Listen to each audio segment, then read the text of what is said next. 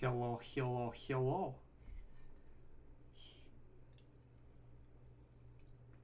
Welcome to Chekhov's Cannon's Twitch stream thing. Hello, Floorman. How's it hanging? And I think I see a Zycron42 in chat, and I think I know who that is.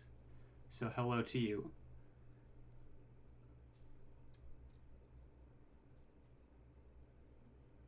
Still playing Persona? Nice. Glad you are enjoying the video games.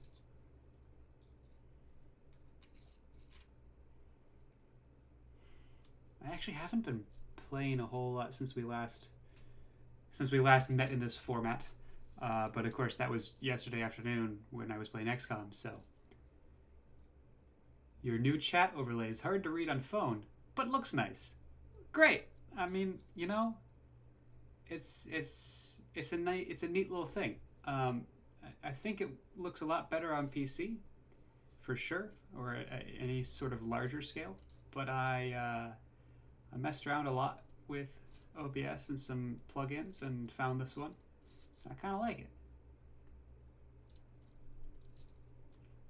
Is it that the text is too small to read, or what's going on mobile?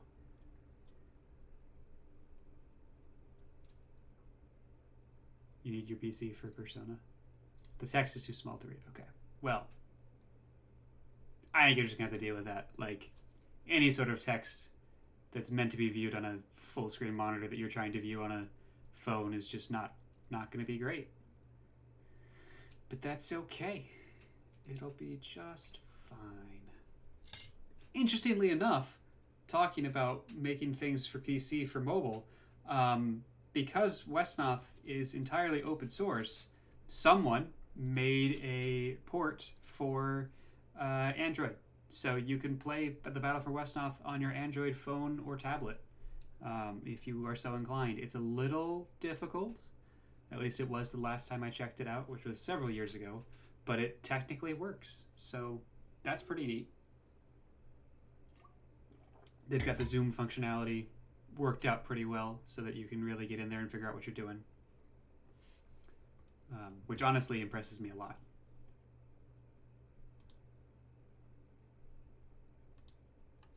Give folks a couple more minutes to roll in. But yeah, I really enjoyed my first look at XCOM 2. I know I'm a little late on the bandwagon, having had that game come out like, what, 5 years ago now? But I've never played it. So I really enjoyed doing that yesterday, and I look forward to doing more of that tomorrow. That's going to be a lot of fun. But for now, we'll be heading back to the Battle for Wesnoth, which was also a lot of fun. I really enjoyed doing that. So, you know, it's a great time to be alive, playing video games that I like, with folks that I like hanging out in chat.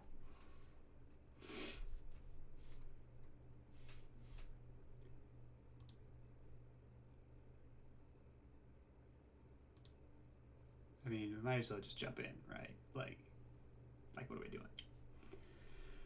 All right, move that over there. Did that thing for that. Let me rearrange one or two things here as I get set up.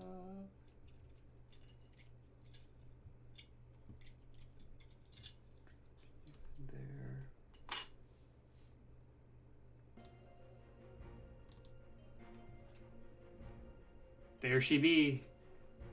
That map that we have gotten so accustomed to.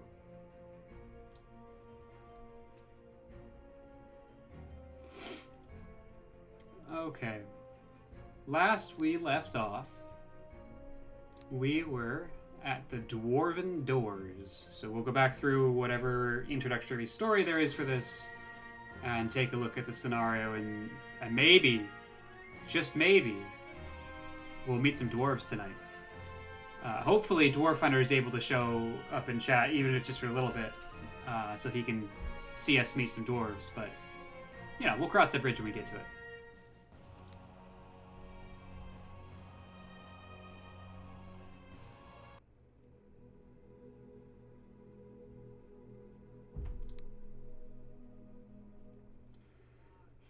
At last, this is the entrance to the dwarven tunnels. All I can see are ruins and poor villages. The poor villagers that once lived in here and traded with the dwarves are now held in slavery by the orcs. Slaves to the evil orcs, we must liberate them. That would not be a wise choice, for our mission is to retrieve the Scepter of Fire. If we tarry in this place, hordes of orcs will surround us. Conrad, heed the words of Delphidor. We shall return to wrest the grip of the orcs from these lands. Look, orcs are already gathering. More are surely on their way. This does not please me, but I will listen to your advice. Sir, I would like to scout the path ahead. It would be a disaster for us to find these doors sealed, leaving us hunting fodder for the gathering horde. Excellent. We must find a way underground before we are overwhelmed. My uncle used to smuggle trade food for the dwarves. He could get grain carts in under the very noses of those orcs.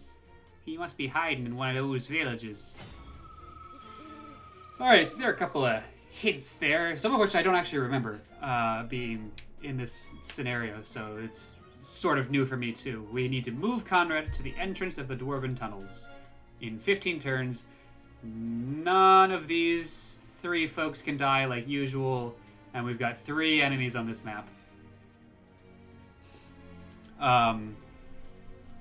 We got a hint that there might be allies in some of these villages if we can capture them.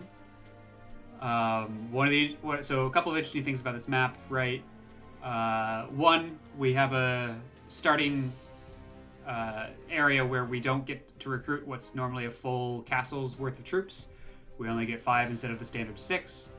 But we have a keep here where we'll be able to bring back 2 more units as we are running our way north. Our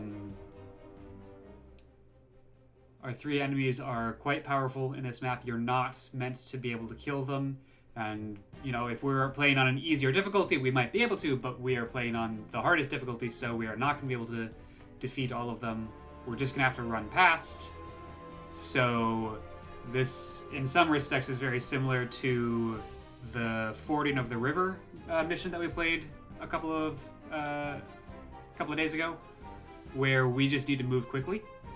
So we're going to get 1 turn of recruits and immediately start moving, which means that we're going to need to recruit people or recall people who have movement of 6 or more just to keep up with the rest of our units, right? So this is not the time for a great mage who can only move 5 squares at a time, because they are going to fall behind.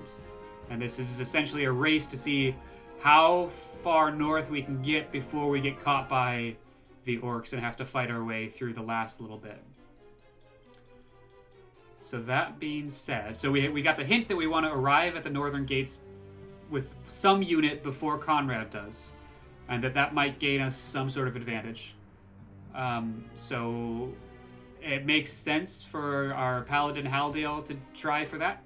He's got 8 movement. He's going to be able to get there nominally in 7 turns. It's probably going to take him a little bit longer. We do want to be careful not to get him in a situation where he gets surrounded and killed, which could happen. But we might as well try. I believe we get a couple of allies at the gates if we get there earlier. So we'll try that. And otherwise, we want to take the advice of some folks and grab some houses. Got to figure out what village to. Yeah. I was kind of hoping it would just be sort of all of them have some amount of allies, but yeah, we're not. I don't know which village it's going to be, and we might not find it because we don't have the luxury of just sort of taking our time and getting all the villages. I did, however, just notice this mine shaft over here, so that might be a little bit of a clue. That might be a back entrance in. I don't actually know. So in terms of who we are going to recall, the Elvish Sliff seems really good. 7 movement. It's a level 4, which means we've got really good attacks here. Decent amount of hit points. And actually, I'm going to be careful. 7 is good in terms of movement, so we will definitely have her be recruited further back in our castle. Sylph? What have I been saying? Have I been saying Sliff? Yeah, okay, fair enough. Sylph. Elvish Sylph. Whoops. I'm a professional. Like I said, we're not getting the Great Mage because of only 5 movement. He will fall behind, and that will not be good for us. The Shide seems good. The Avenger, definitely the Silver Mage, because that will be we can easily catch up with the Silver Mage. So we'll get the Silver Mage back here, because hopefully they'll... she will hit on, like, this village and be able to teleport and move a little bit faster for the next turn or something. Combo that together. The Avengers are good because if they fall behind, they can sort of mask our retreat, and when they get overwhelmed, they can just fade away into the forest and just not be seen, and then therefore not be attacked.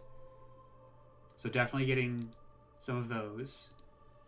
Probably the 2 that are here. And then I'm thinking the Shide for only 6 movement, but that's a little deceptive because the Shide flies, so terrains that would normally cost 2 movement only cost 1 for the Shide, allowing a little bit of extra freedom of movement. We could go for something like this Outlaw, close to a level up, which is always good in a scenario where we are going to be overwhelmed pretty quickly. Quick means that he's got 8 movement, so that's also really good. The level up of an Outlaw is invisible in villages, so that might also be really good.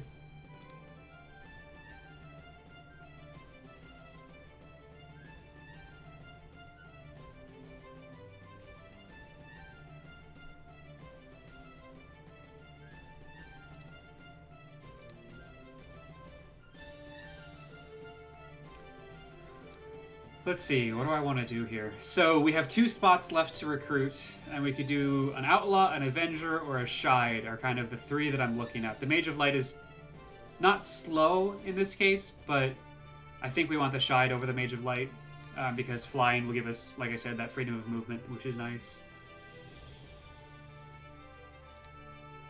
And the hero's going to move too slowly. Too slow.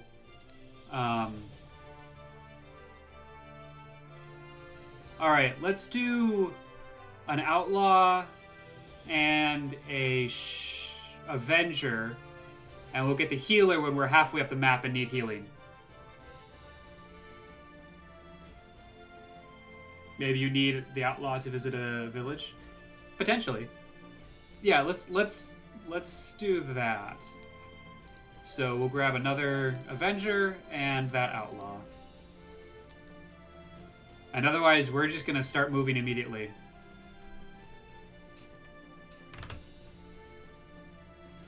Because this really is a race. The defense of the dwarves must have been strong. Look at those ruined towers. The battle outside was fierce and lasted a full half-year. What? A full half-year. Wonderful phrasing, Delphador. But the battles inside the tunnels were worse. Thank you.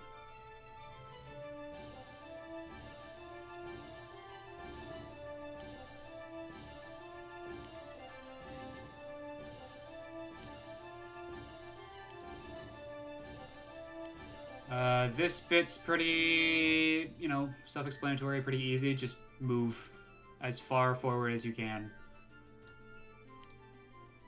In general here. I have a feeling that we're not actually going to get Haldiel much ahead of the party before he's going to get caught and need to be turned around.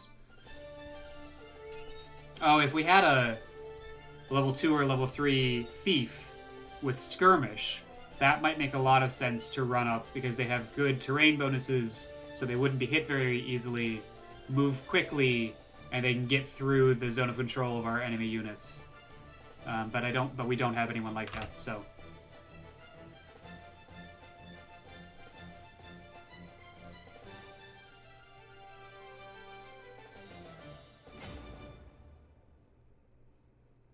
So a couple of things where order is going to be important. We want to move Callens off of this village so that we can do this and teleport and get our silver mage up faster. Probably going to end up putting an Avenger. Yep, we're going to try and put the Avengers in the forests here to kind of shield from these guys. Luckily, they're all level 1. Well, they're not all level 1s. I take that back. Mostly level 1s coming from this side.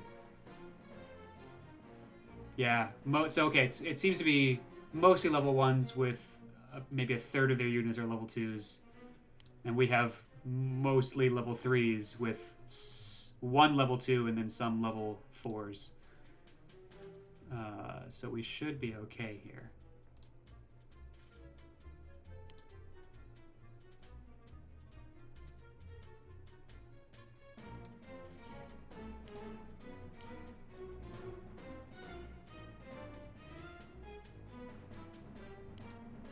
Of course, snow is slowing us down a little bit, as you can see there. Luckily, we recruited units that have more speed or better movement through different terrain than our main squad, so they were able to catch up pretty quickly here. So that's nice. We're all kind of clustered, which is what we want to do here. Except for Haldial, which we have decided to send straight up. We'll see whether that's a good idea or not. I have a suspicion that it's not as important as I've made it out to be, but we'll go for it anyway.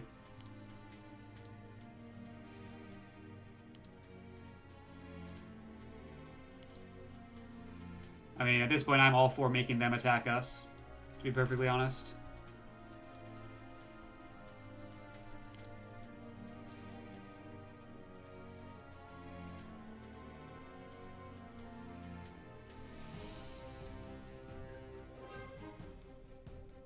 Because we don't want to get caught.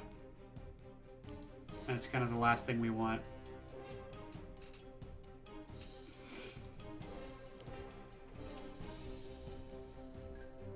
Although, I also don't want to give them the ability to attack first. Because if they, like, for instance, these two crossbowmen, if they gang up on our outlaw, he's probably going to die. And I don't want that to happen. So, we'll go ahead. We've got a 10 by 5, 70% chance against an 8 by 3, 30% chance. Like, that seems pretty reasonable. And it was, turns out.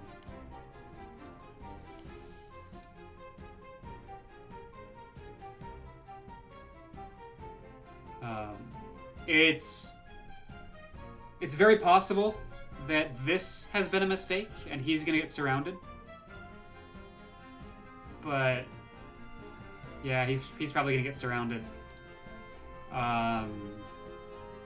But he will definitely slow down green so that green is not a threat to us at all for the rest of the mission.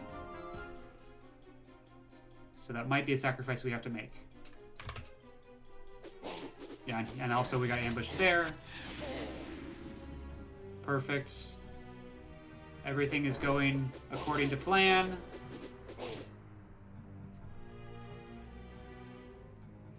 I think most times I've tried this mission previously, I've gone for 2 turns of recruitment instead of just the 1. So this is actually pretty reasonable here.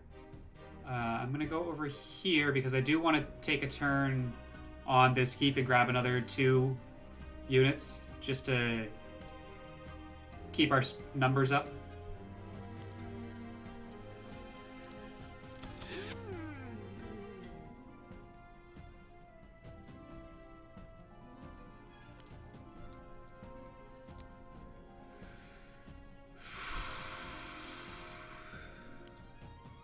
Okay, we'll try this. Maybe? Or maybe you? No, not you. Maybe just you.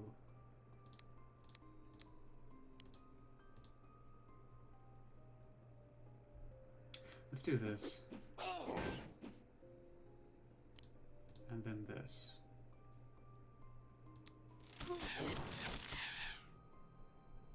Okay, that's gonna have to do. And otherwise, check some movement here. I would like to get Callans in the forest because we get better defensive bonus, but that would allow him to be attacked by 3 instead of just 1. So we'll probably just put him in the castle there.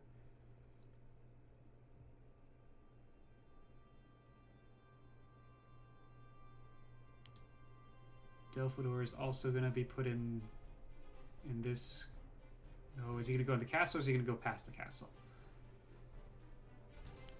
I think he's going to go in the castle. The Pillars of Thunadane. He was a legendary dwarvish lord who made his last stand here. May we triumph where he fell. I would settle for escape, though I know not which I dread more, foul orcs or fetid caves.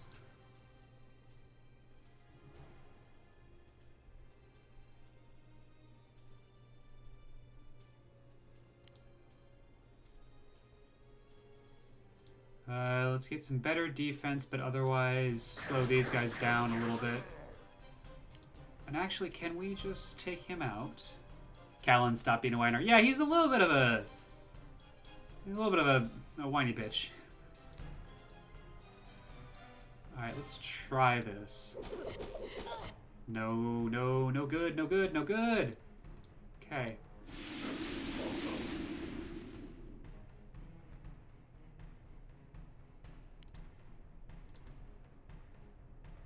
Oh, good.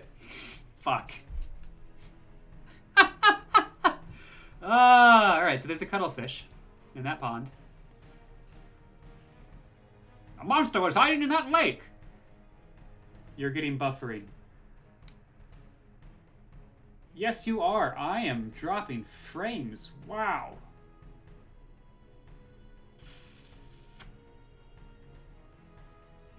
Come on, internet. You can do this. You can do this.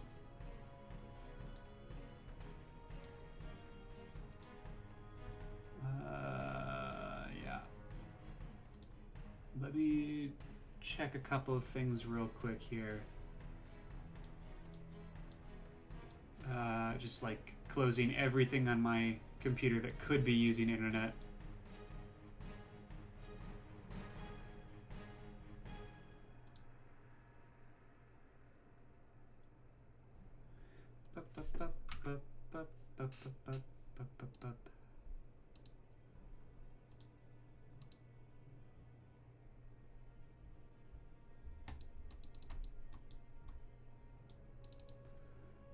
Close that.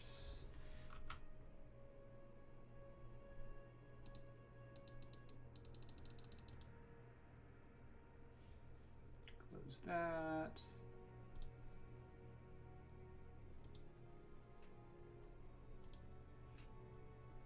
Okay, that is still not great. Like, I mean, it's not quite as bad as I had initially thought.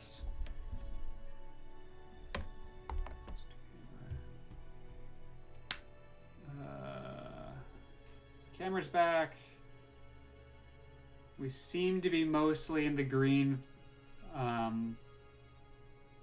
I'm certainly dropping a decent amount of my frames, but there's not a whole lot I can do about that at this point without restarting the stream.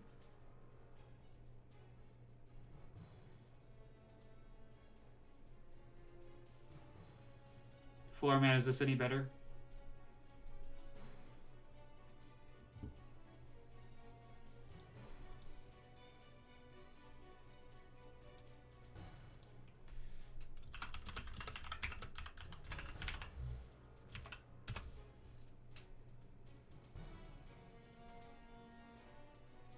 So far?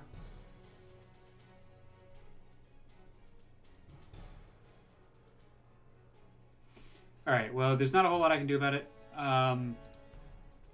Certainly not necessarily helped by the fact that, you know, I'm not the only user of my internet. I live with 2 other people, and they are also perfectly allowed to be using the internet while I am. So we might just have to deal with it, you know?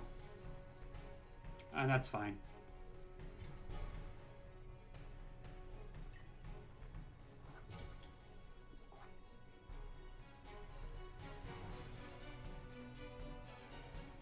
we jumped to really bad there for a second.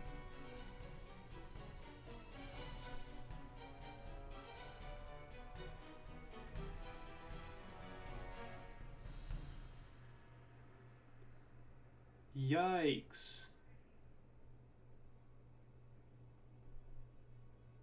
Ooh, buddy, that was bad.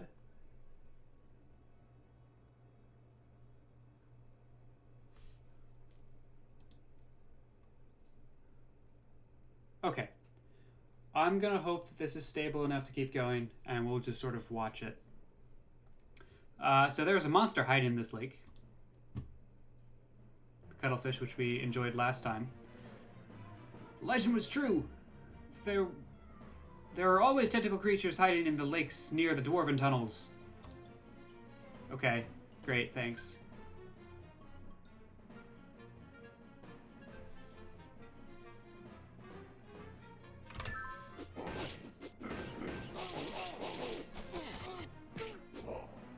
Alright, we've gotten into a little bit of trouble down here against blue. Let's see if we can escape that this next turn.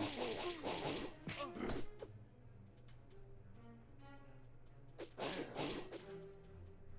rather, how well we can escape that next turn. Huh. Okay, so we were poisoned and immediately cured, so that's nice.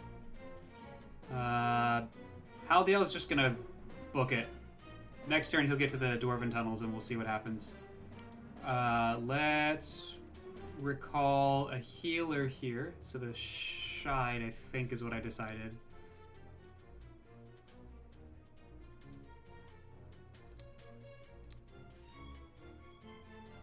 Yeah.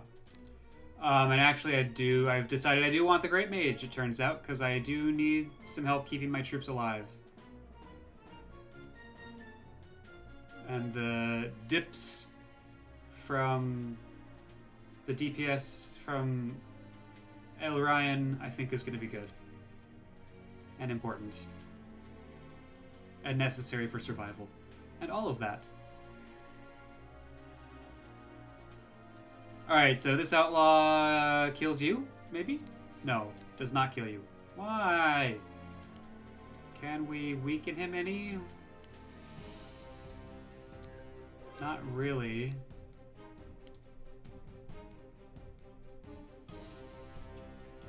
Alright, that's gonna be fine. The outlaw will get a different kill then.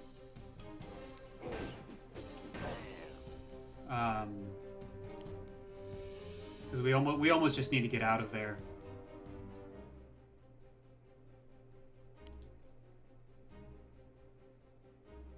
But I don't think we can just straight run away in this situation. Maybe we can. I mean, everyone can get pretty far except for the ranger, but the ranger could just hide.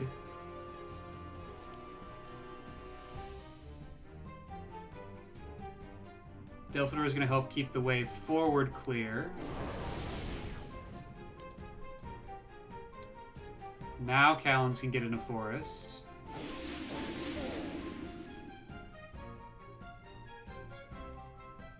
The only person that matters is Conrad. But I might keep him here so he can heal from the Shide, and then we get 2 more units next turn, which might also be really helpful, actually. Now that I think about it. Yeah, let's do that, and we'll move up where we can.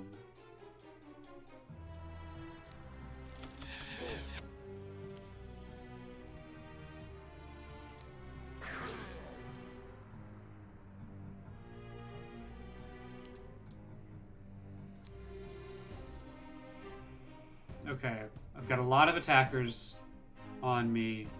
However, 70% defense. This gains me 8 experience, which puts him at 72. Is that worth it, or do we just move?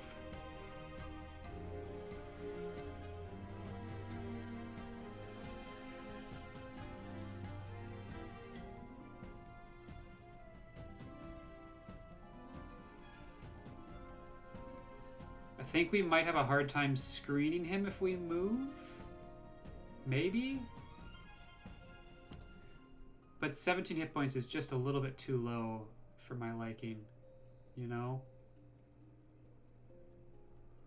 Ah, this is really hard.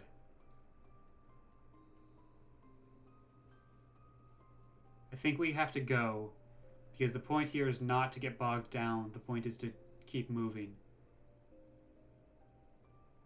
So I need to figure out where to put him where he's not going to just be attacked by this orc. Or maybe that's not the question I should be asking. Maybe we screen him, right?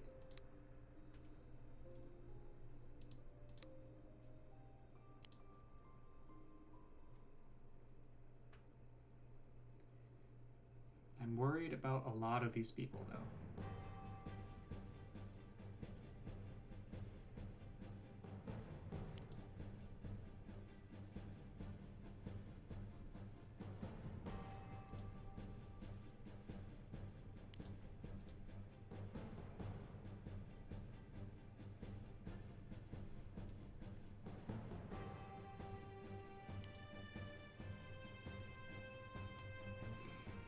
Maybe that's what we do?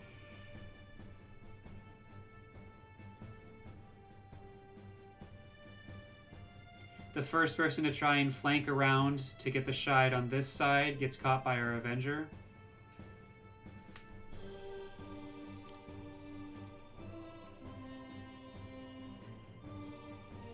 Man, okay, we're gonna try this. We might have to end up... We'll see. We'll see what happens.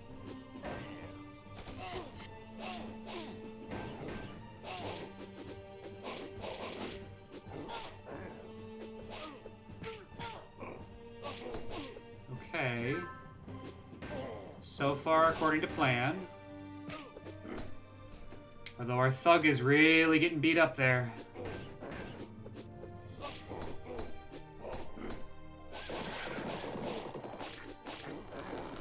Ooh! I love it when we have enemies that are enemies of our enemies. I hope that sentence made sense. I think you know what I meant. The doors are closed and barred from the inside! We can't get in! What should we do now? It is said that the orcs used old mine tunnels to surprise the dwarves. There appears to be one nearby, to the northeast. Then we must make it to that tunnel. Okay. I guess we have a new goal, and that's getting over here. Did not remember that. Back to the abyss, spawn of filth. Alright, so he's dead. And he's safe for now.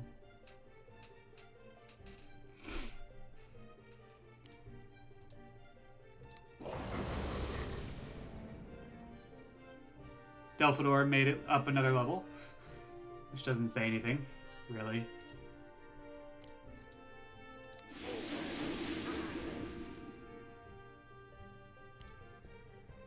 Okay, so I've just noticed that this ranger needs 8 experience points to level up.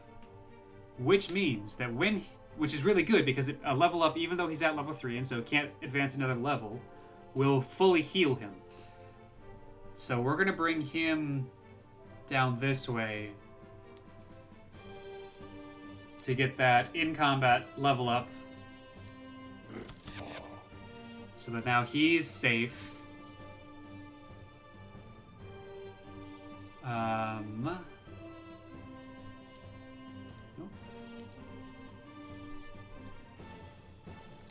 6-3.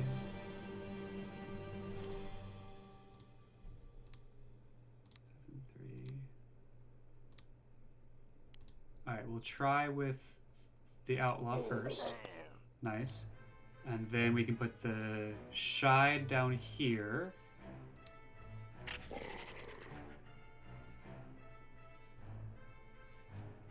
I'm actually going to keep a couple of folks sort of just where they are because we want them to heal.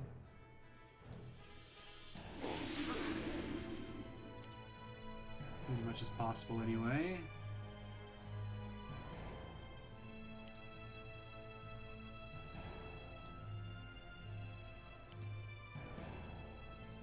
still moving forward. Bring you down. We get 2 more units. So that's going to be our Mage of Light. And second Outlaw. And Conrad gets to move forward now. Oh, actually. Forward now means this way, so...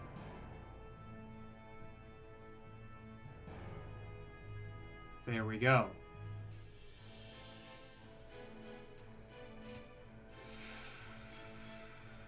Bollocks. Oh, big bollocks. Yikes, that's not good at all. Oh, we might lose our highwayman. Can I do anything about that? No, I cannot. Unless I bring Conrad... No, I can't. I just can't do anything about it.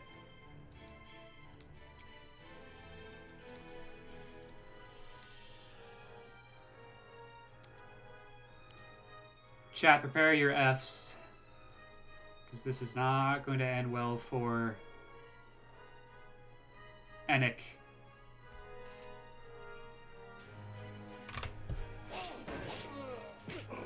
Enoch has died. No! Oh no. Oh, that's really bad.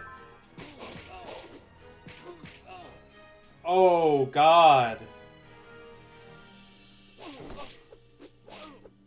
We just lost 3 level 3s in 1 turn?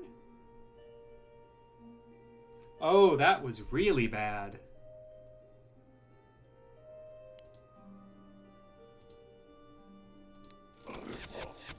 And now we're kind of trapped.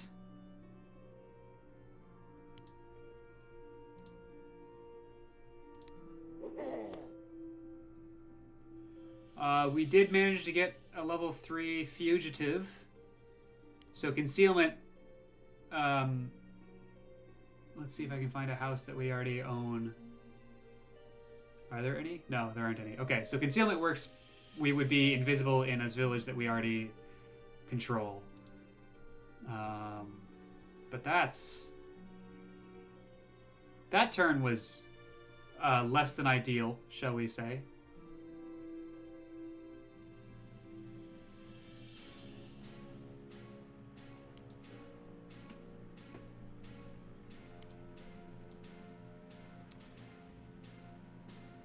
At this point, Conrad can outrun anyone over here. So that's good, at least. So I can kind of focus everyone else on keeping each other alive.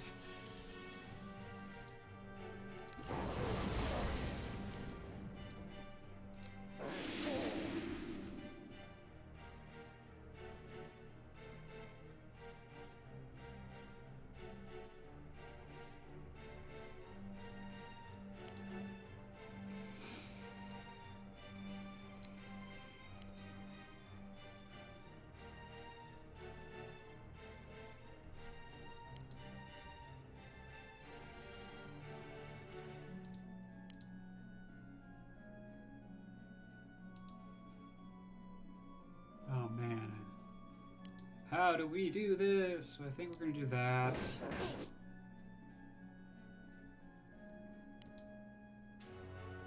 And I guess we do this. Because that allows us to do this.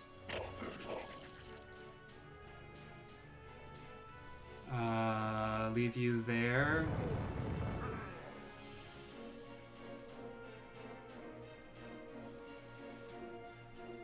And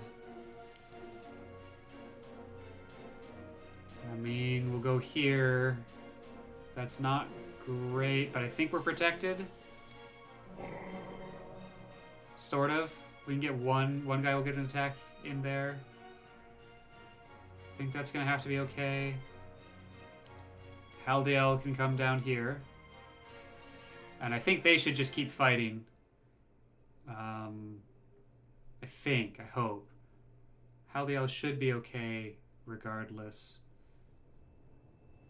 And otherwise, Conrad moves up here.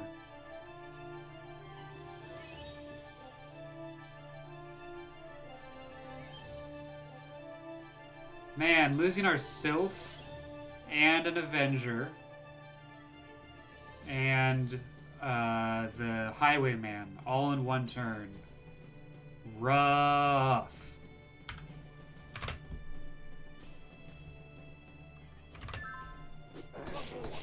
No. Don't do me like that. Okay, we lost our Great Mage.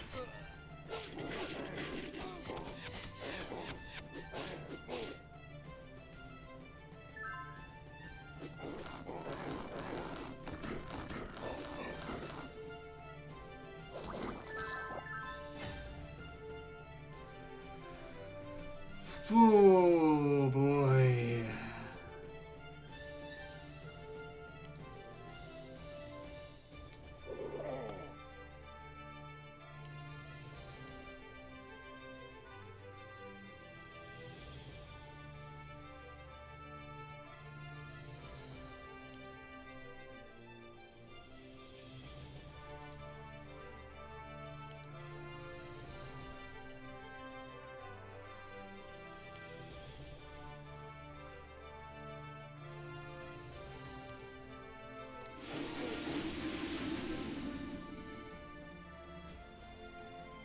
Alright, Delphador, help out down here.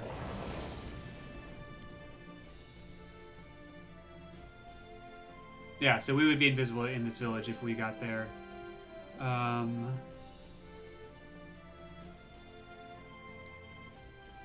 hit this.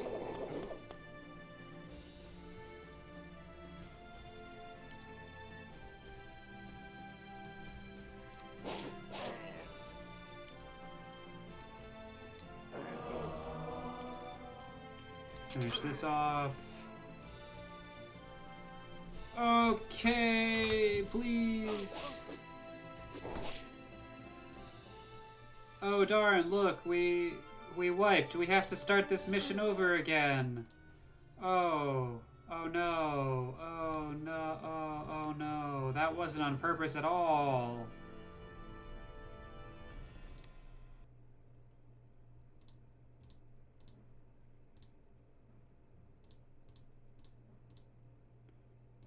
Oh, what a shame. Yeah, exactly.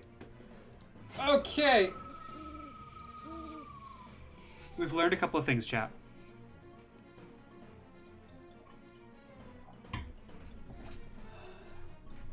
What have we learned? Well, I'm so glad you asked. First of all, we learned that, in general, the quality of troops being thrown at us isn't actually that bad. It's mostly level 1s with a couple level 2s. However, we just got over... so, there are two ways we can look at what happened. We can either move faster and more carefully and just keep moving. We got caught up a little bit, and that is what caused them to close ranks around us and kill some of our units. That's one path forward. It's a very respectable path forward, where we just do the same thing we tried to do last time, but better. Path 2, however, involves getting a little dicey here. Alright, so let's time this out. Best case scenario, it takes 10 turns to get up to this mine shaft, which is where we now know we're going to end up needing to go. We could stick around and get 2 keeps worth of people and just have a very powerful clustering of troops that moves north, and at some point we just need to send 1 unit over to the Great Doors to trigger the story event that tells us we now need to head over here, and then we go do that. And I kind of like that idea better. If we have just that's an extra 5 units. I think that's going to be really helpful moving forward. Our enemies aren't actually that tough. We just need to remember to keep moving forward even if it is slow. So we're going to try that this time and see where that gets us. Which means that our first order of business is to recall the slowest units that we want to bring with us. So that's going to be the Great Mage. That's going to be the Mage of Light. That's going to be this Huntsman. And it's going to be this Elvish Hero. And then we have 6 more recruits. And those 6 are going to be the Sylph, Avenger, Shide, Silver Mage, Avenger, Outlaw.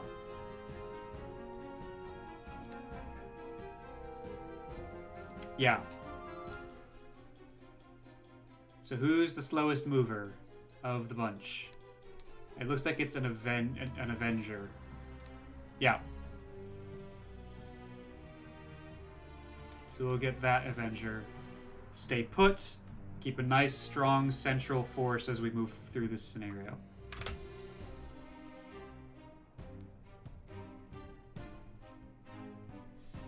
Look at those ruined towers. Really strong.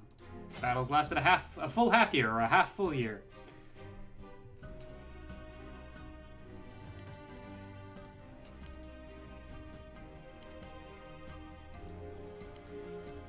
Moving up slowly.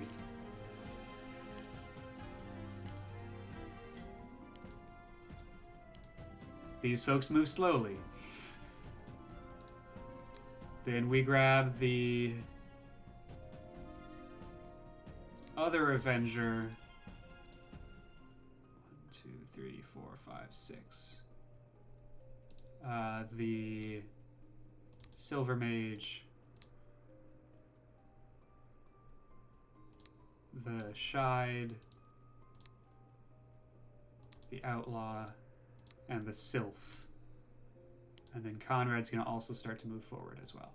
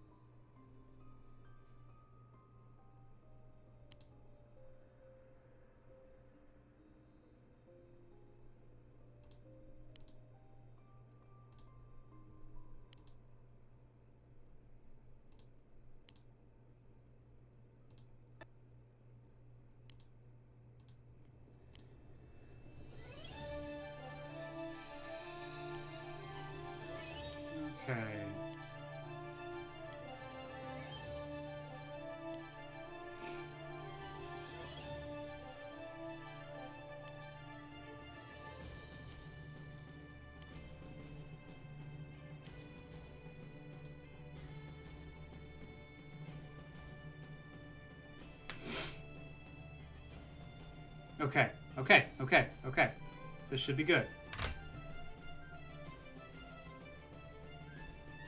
I think part of the problem was we lost Haldiel for the entire game.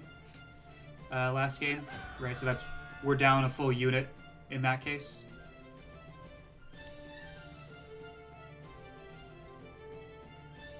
Alright, we want to take advantage of the daytime as much as we can. So it's time to hit them and hit them hard. Or at the very least set up to do so next turn, if we can't this turn. Although I think we're going to be able to hit them this turn. We won't be able to hit them hard, but we will be able to hit them.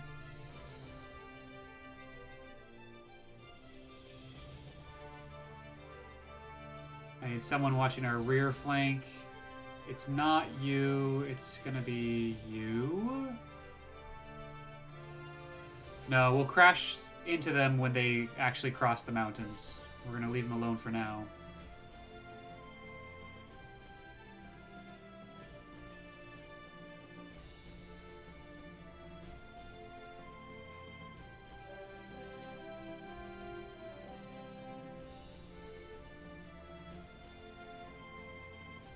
In terms of good attacks we have this turn, it's not many.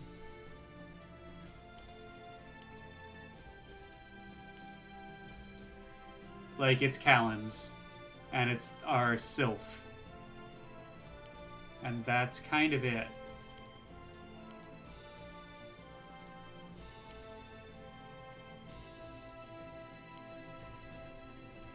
But we gotta start somewhere. So, 11 by 5, 70%.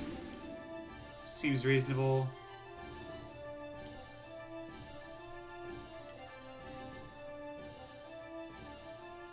Callens is gonna get in there against the crossbowmen.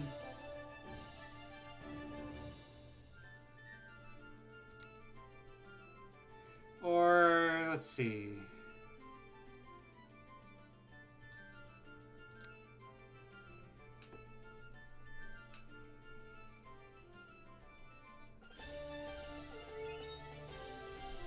Yeah, he'll get in there against the crossbowmen. Didn't hit very much, but I think that's going to be okay.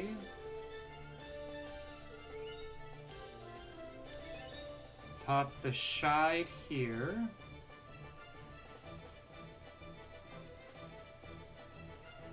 And I'm actually going to leave the Highwayman and Paladin back. I know either one of them could technically attack the Orcish Grunt. It's just melee against melee is never something I like to do.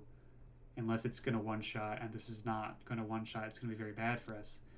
So we'll hold back to crash into these crossbowmen when they come in behind us. Chat, you're pretty quiet today. What's up with that?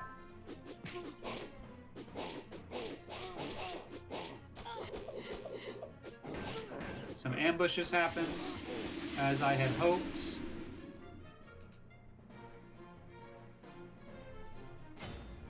And now it's our turn. So we need to rescue a couple of people. First and foremost, Callens needs to be rescued. So let's do that. There's only 2 of us.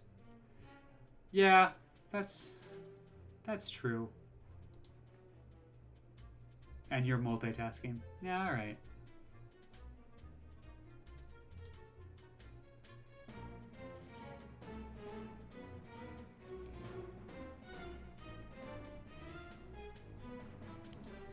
Alright, let's get him out. This feels like a good way of getting him out.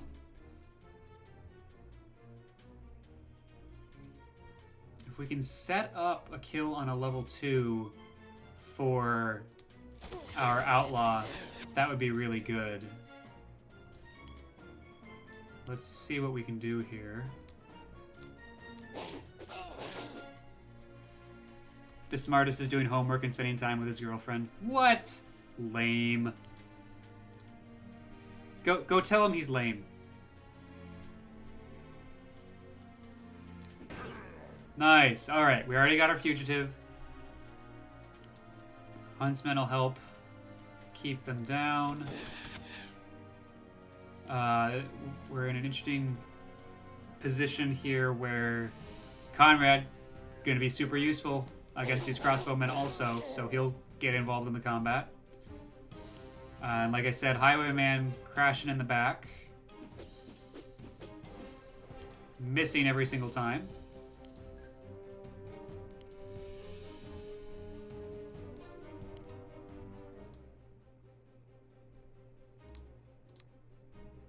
You told him? Great, thank you.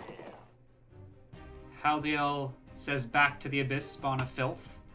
Thank you for your wise words of encouragement.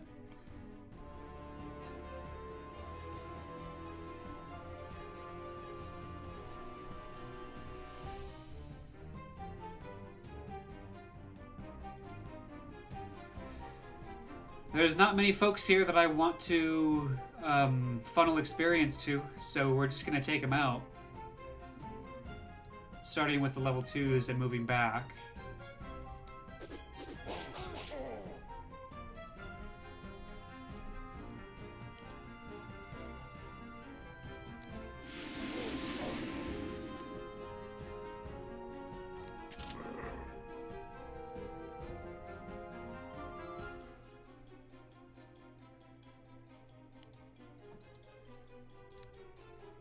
I mean, that seems pretty alright. And who's coming in behind? Not many, so that's actually pretty fine. Oh, and Haldiel is a healer. So that is extra specially just fine. Extra specially just fine. Who am I?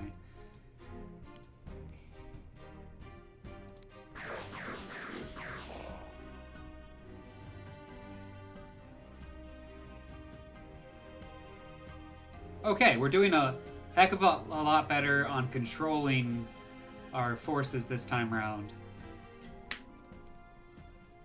I'm feeling much better about this. We'll get the double heal on Callens to bring him back up. And yeah, we're good to go. Highwayman doing what he does best in tanking.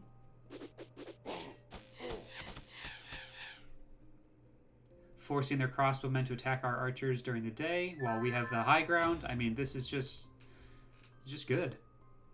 Oh, interesting. We're not double healing. Interesting. That must have been changed. Apparently now you only heal once, even if you're next to two healers. Because we had 20 health and now we have 28 health. I never noticed that. That's really interesting.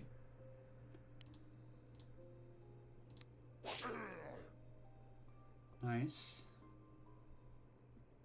Alright, we do need to keep moving up, though. At least a little bit.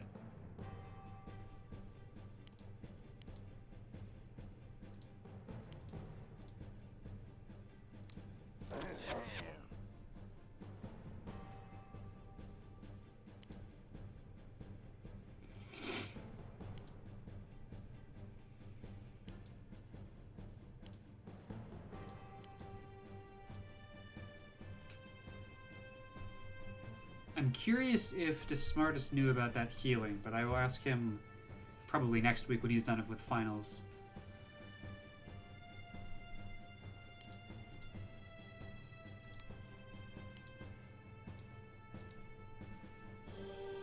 I'm pretty darn sure it used to be that you would heal for every healer you were next to.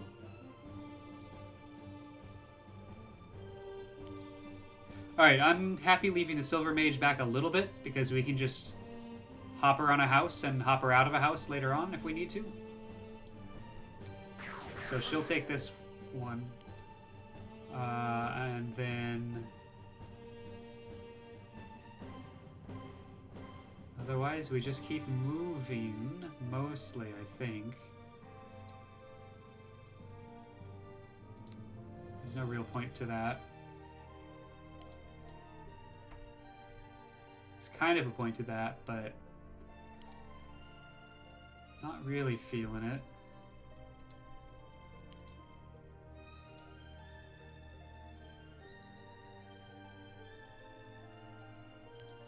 Well, okay, there is a point. The point is to make sure our Silver Mage stays alive.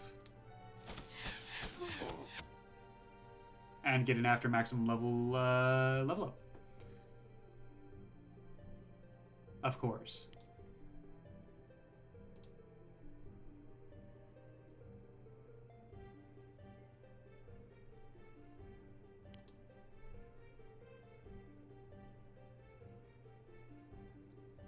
Just don't want to run into a situation where more of these guys put us into a bad position. So we're mostly moving up here.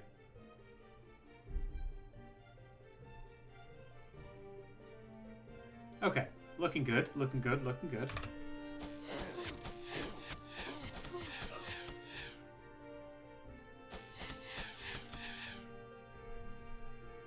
Kind of pathetic, but that's okay. Oh man, an archer attacks Delphador? What an idiot.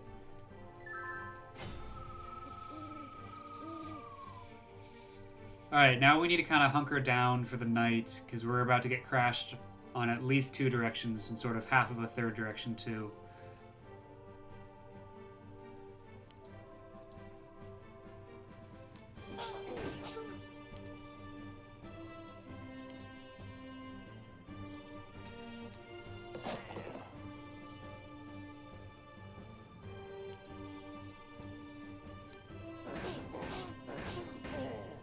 Well, I was kind of hoping to give that experience to this guy, but you know what? I'll take it.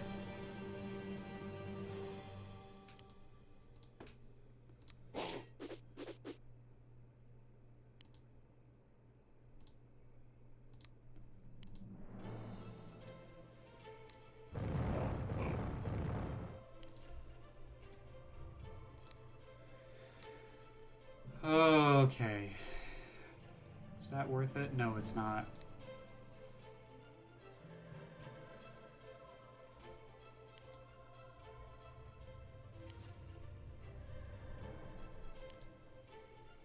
We're just gonna do this. Man, y'all got a hit.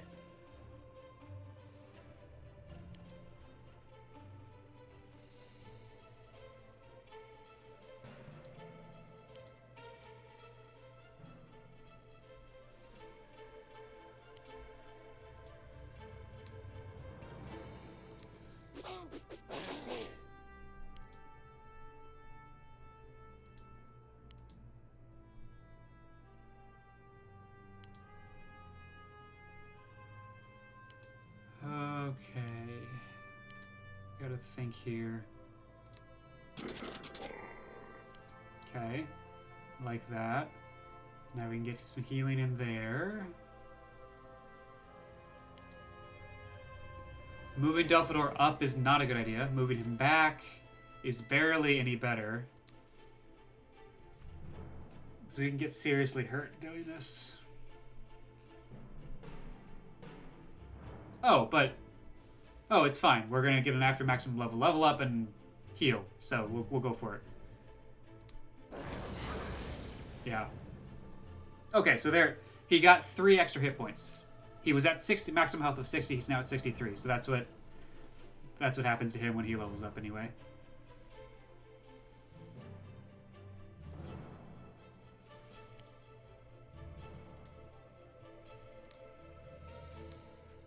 Like, this is probably fine. We're probably getting hit once. 1 or fewer times.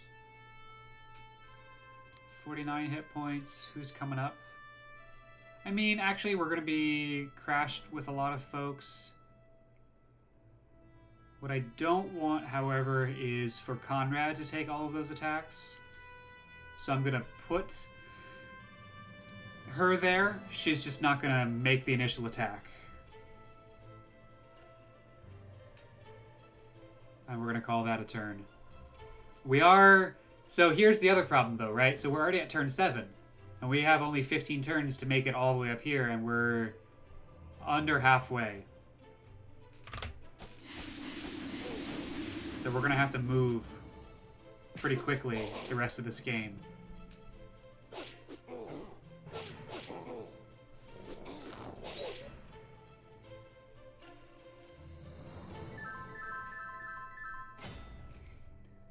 Alright, we got some healing in.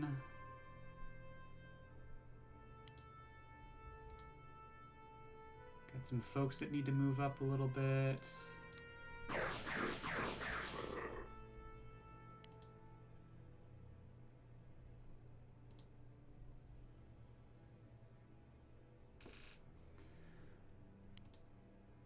Alright, I don't think we can make it there.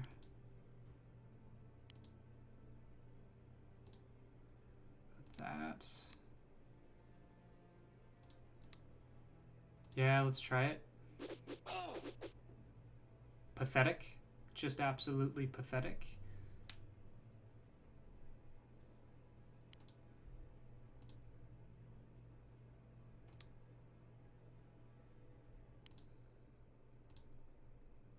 Okay.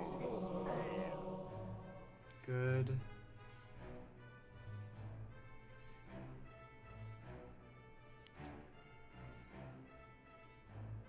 The game of who can move where is a really hard one to play.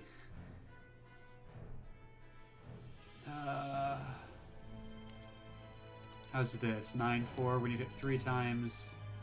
I mean, let's try it. Good. I don't just want to expose Conrad for no reason, but we have to move him up.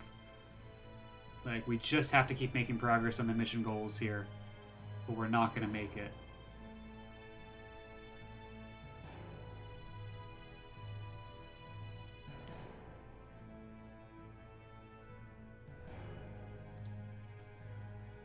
Oh, that is terrible. It's a terrible attack to make.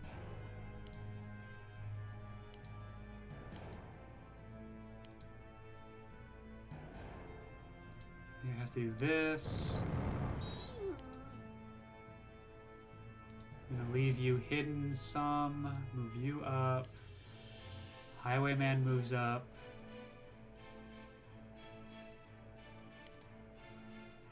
You've got a boatload of movement, so let's pop you in. This is better because it's now only a 30% chance to hit. So we're not getting hit as often, and we're definitely killing him.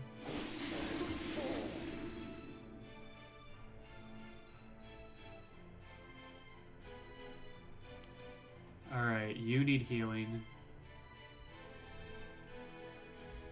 6. And shielding. Silver Mage is hanging back there a little bit. Conrad's going to take some hits this turn. He's a level 3. He can handle it. 68, 67 health. Oh, God. Okay.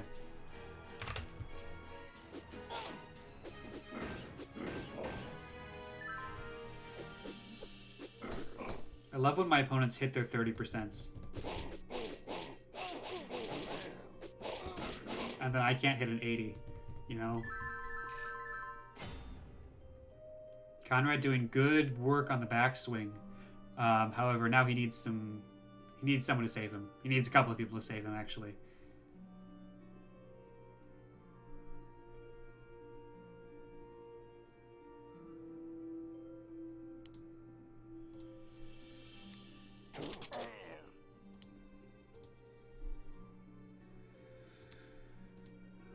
Okay.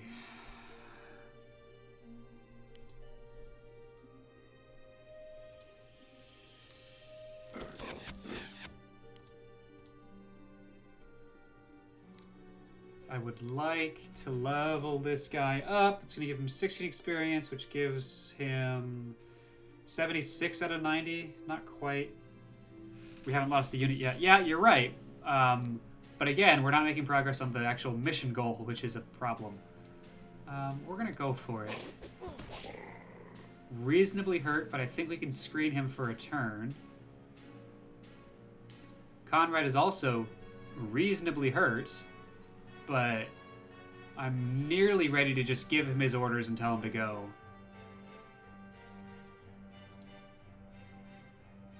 We need to keep him screened, which means we need to do this so that Delphador can get up there and make a huge attack.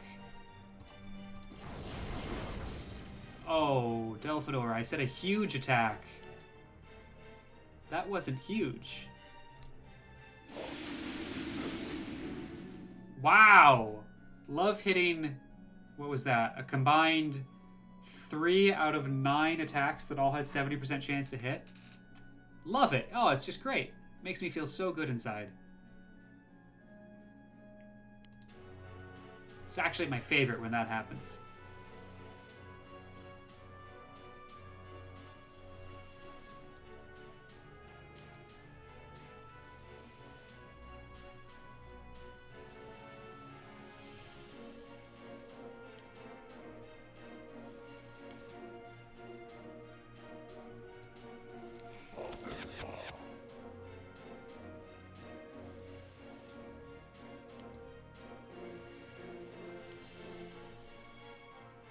Oh, this is perfect. So that's going to really help screen us. Hey, there we go. Oh, it's a level 1? Is it a level 1 or is that a level 2? Who? Who's there? Anik! How have you been? I haven't seen you in years. We did make it into the caves of the dwarves. Oh, the mine entrances were all collapsed intentionally during the fighting. The doors, while heavily defended, remained accessible. The orcish hordes that assault them are repulsed. But you might be able to... What is this even saying? The mine entrances were all collapsed intentionally during the fighting. The doors, while heavily defended, remain accessible. The orcish hordes that assault them are repulsed, but you may be able to sneak in unnoticed. How are we doing, Anik? The same as always, Uncle. That bad, huh? I like Uncle Somph. Uncle Somph is a level 2 bandit. Okay. Not quite as bad as I thought. And he's loyal. And quick. Actually, both good qualities to have in an uncle. Loyal and quick. So we want to make sure we don't just die this turn. So we're going to shield Conrad from the troll here. We're not actually going to make an attack because that doesn't make any sense. Get you back.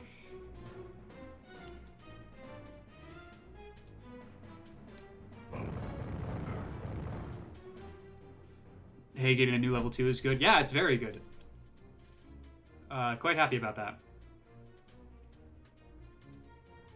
Alright, we're going to get some heals in, I think, or are we going to keep shielding? No, we're just going to get some heals in. It looks like... No, we're going to shield. Damn it! Yeah, we're going to shield. We need to keep our level... We need to keep our Silver Mage alive. And we need to keep Conrad alive. Okay. Alright. Let's double check our scenario objectives. The entrance of the Dwarven Tunnels. Okay, I mean, we know that that's not going to work. Or, oh, okay, it's a little ambiguous, I guess. Entrance to the Dwarven Tunnels is now over here, not the Great Doors. Alright. We have... Oh, we might just not be able to do it. That's 6 movements to get there. Oh, man. We might have already lost. I can't tell if it's going to be we just make it or if we have already lost.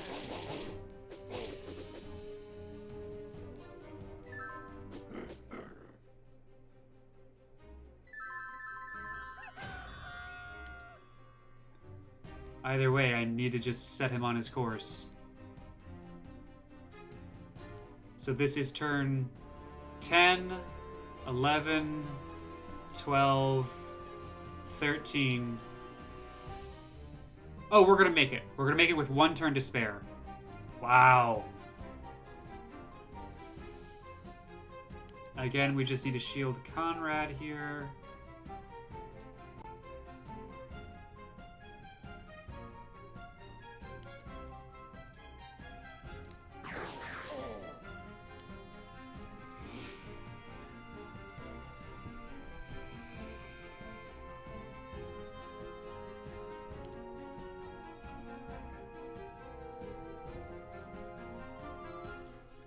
Alright, everyone else's job is literally just to stay alive at this point.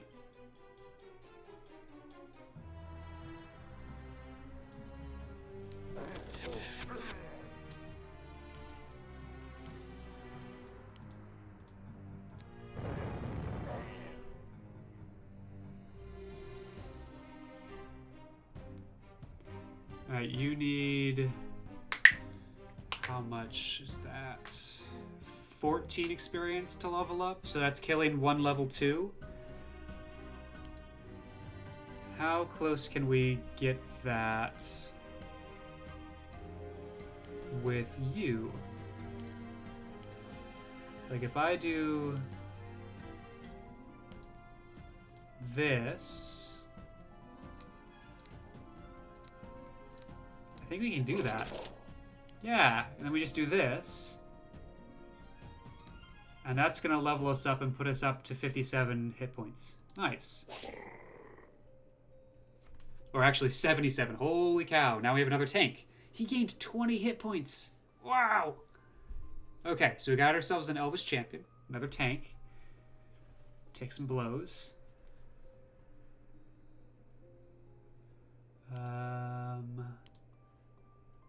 Callens is going to keep using his Magic Fairy Fire. Good effect. Our Sylph will also get up there and do a little more damage. It's during the day now, so that's helpful.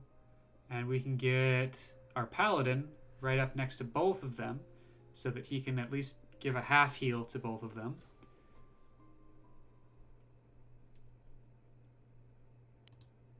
In terms of everyone else, move there. And just stay put otherwise. Go ahead and do that. To discourage attacks over here. I'm actually going to leave the fugitive put so that he can get an extra 2 hit points And as he heals, the Mage of Light will move up here to still heal the same squad. Our Avenger can come down and engage over here. That looks good to me.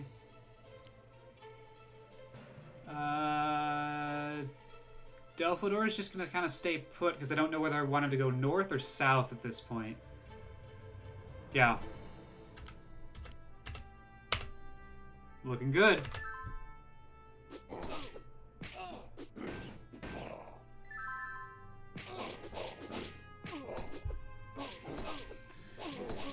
Oh, Silver Mage, we need to get you out of there now. Okay. Hey, hey, don't kill my uncle. Uncle Somph.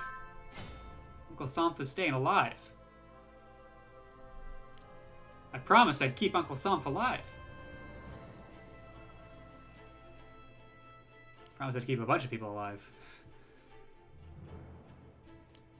Some are easier than others to keep alive. Yeah.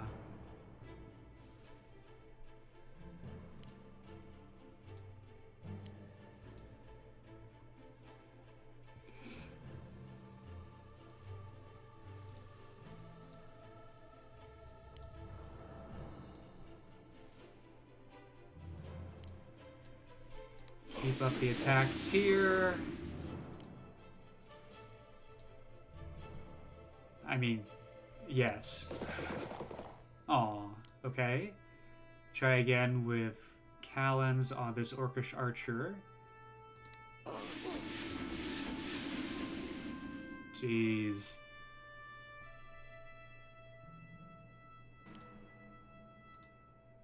Delphador is going to get back into combat.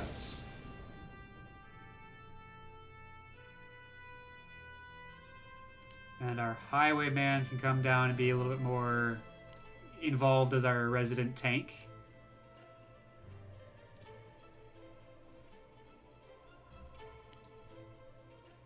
Gotta be careful of being flanked here.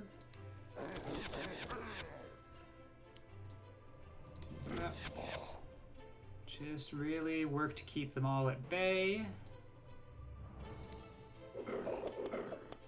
Nice, nice, nice. We doing good here. Keeping troops away from harm that need to be kept away from harm. No one's gonna be able to catch Callens, or Conrad, I mean. Yeah, okay, alright. We're doing okay. We are doing okay. I think we just leave everyone else alone. Yeah. Just punch Delphador.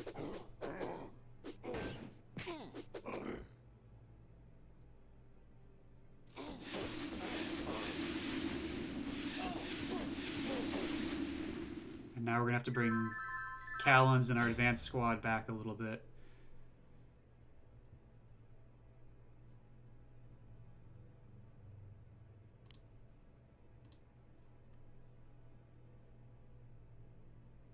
Yeah, at this point, I really don't think anyone's catching Conrad.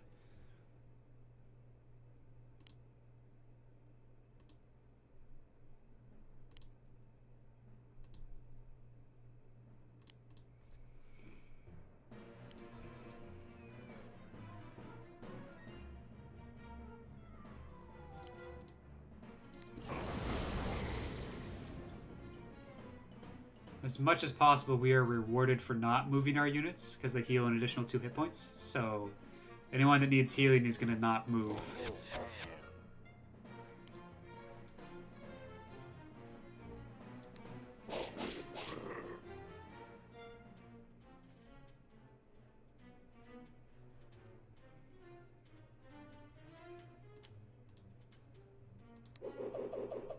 Nice.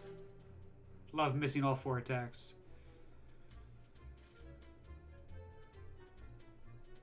Okay.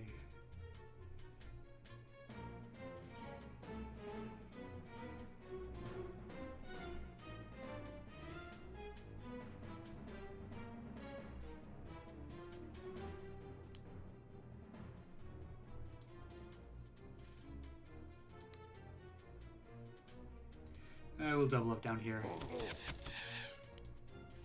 Don't want to get too crazy.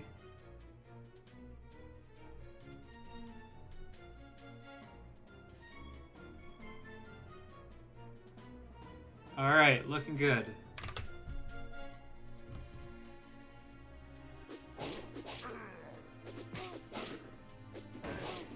The only other person that we could funnel experience towards to level up is Uncle Somph.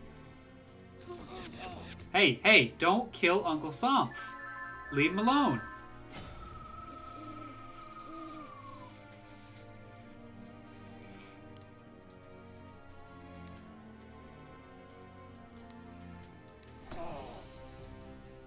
Alright.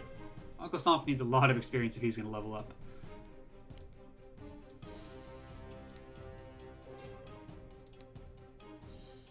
Hey, there's the cuttlefish. And we killed the only thing it could attack other than us, so now it's going to attack us. Great. Love it. Uncle Samph is a good uncle. He really is. Also, it's Uncle Somph, not Uncle Samph, but, you know, I'll forgive you.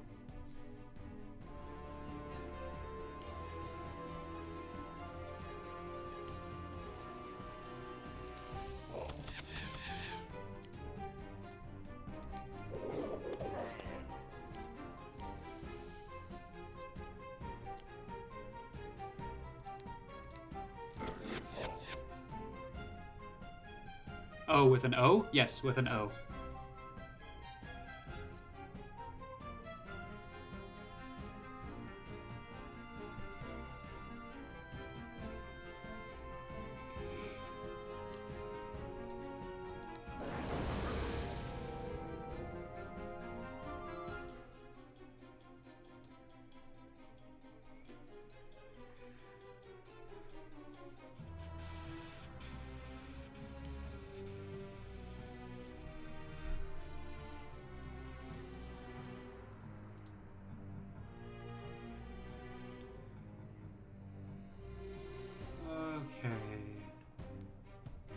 Is there...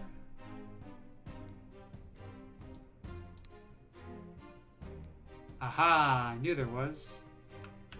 So this is a mode that I knew existed but had forgotten about, and it shows us where all possible enemy moves are. So we can see immediately who is in danger. And luckily, no one who can't handle themselves is in danger.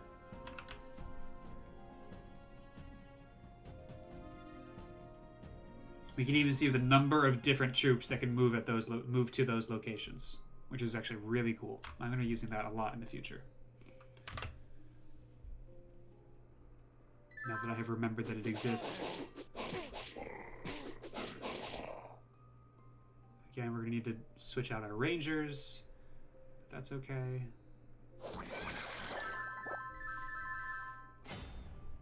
I've reached the entrance, but there's no tunnel here. Rock and rubble completely block the way. What? I hope we can make it through the main doors then. It is our only choice now. Hurry. What? Excuse you?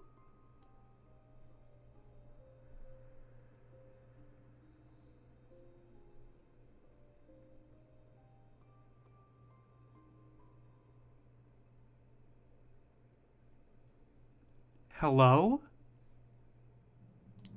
We don't have time.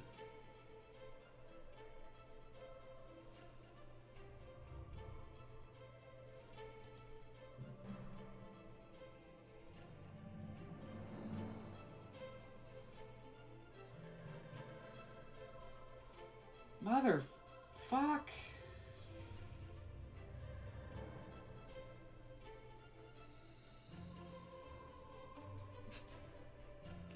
So apparently, whichever one you get to first is the one that you can't go to. So I should have, I guess, sent Haldiel, as soon as we had control over this situation, I should have sent Haldiel up to hit the great doors so that that triggered and we went in through the back.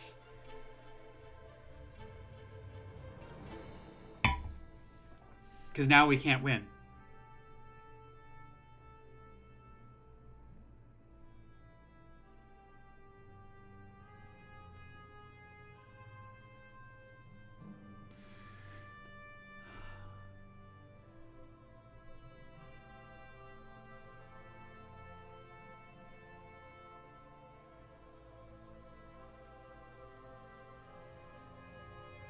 Yeah, alright. Okay. I mean, let's play it out until it tells us game over, but yeah, that sucks. It's going to take us another 5 minutes, 5 turns to get over to the Great Doors. And I think we'll get a game over well before then, because we're supposed to lose in 2. But of course, apparently, game is an unreliable narrator, so maybe we won't lose? Question mark? Don't know. We're going to lose. We're probably going to lose.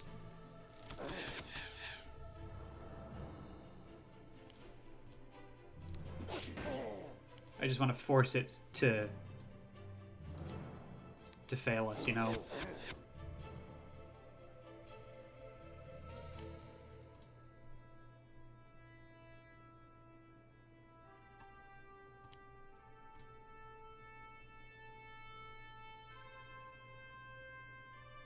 Or kill Conrad. Like, that could also happen. They're pretty heavy on him right now.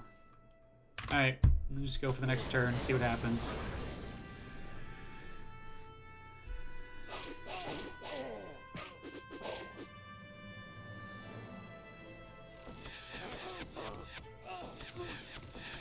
Oh yeah, they're just gonna kill Conrad and we're not gonna make it through.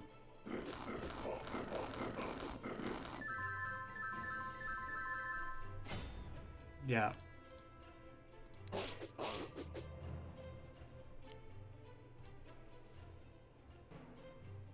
Hello. Oh no, are we gaming over? Yeah, so, Vordy, welcome to the stream. Let's talk about this for a second. We are supposed to get to the entrances of the Dwarven tunnels. We played this through once, and we moved our paladin up to the Great Doors, and our paladin told us, oh no, the Great Doors are sealed shut. We can't get in. Luckily, there's this old mine shaft over here. Let's go in that way instead. But we hit game over for Delphador dying, totally not on purpose. And so we didn't get to actually beat the scenario. So this time, we just ignored the Great Doors and went straight here. But this time, the mine shaft is all closed up with rubble, and we have to get over here. So I think what the game has done is said, hey you, whichever entrance you put a unit on first is the one that's closed. But we no longer have time to get all the way over to the second one. So we're going to have to redo the whole mission for the third time. So that's fun. How are you? Yeah, you have to go to both. Yeah. The trick is, I think, not sending Conrad to both. The trick is sending knowing which one you're going to, sending Conrad towards that one, but then the turn before Conrad gets there, you send another unit up to the other entrance. Right? I think you can do it simultaneously. I just didn't, because I didn't know that's what I needed to do.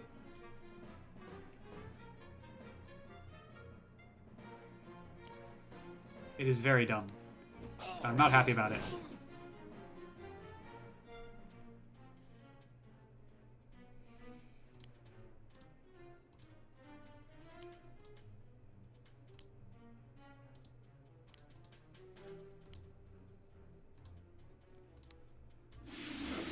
Because otherwise we managed to get out of this scenario without losing any units.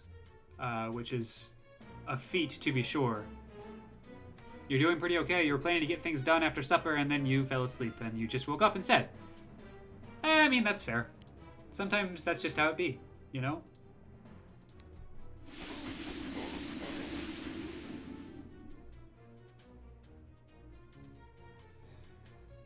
Good enough. This game is over anyway. Yay, they killed Conrad. Okay. Okay. Back to the beginning.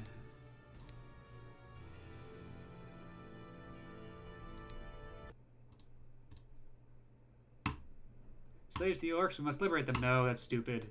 Heed the words of Delphador. I don't like it, but we'll keep going. You should scout the path ahead. Yeah, that's a good idea.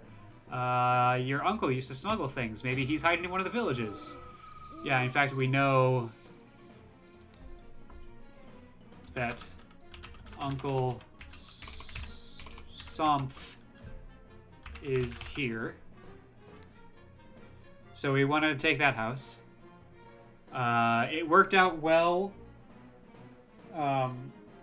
for us to go for 2 turns of recruitments and have a nice solid base of troops so that we could control the battle better and survive, because the 3 enemies only recruit mostly level 1s but some level 2s, and so if we recall our level 4s and level 3s, we can generally make sure that everyone stays alive and we have control over everything, which is really nice.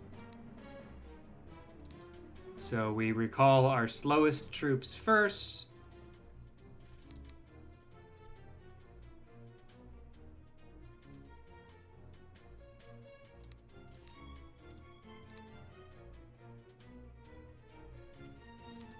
Huntsman. And then, what, an Avenger, I think, is what we did last time?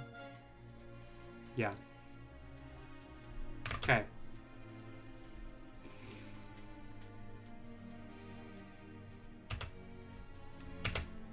I also discovered a tool that Wesnoth has, which is this, which shows you all possible enemy moves and how many troops can move there.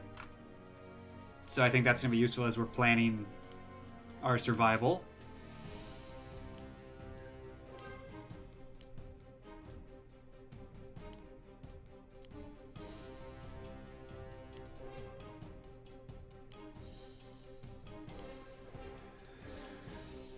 Okay. Silver Mage, Avenger,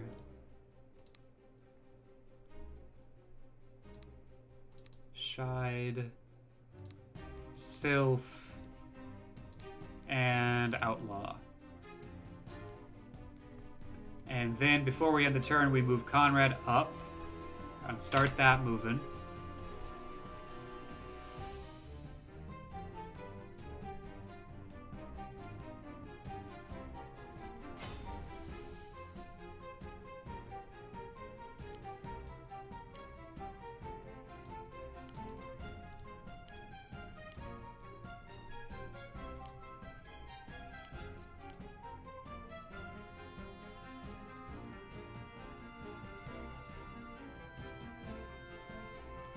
That's like the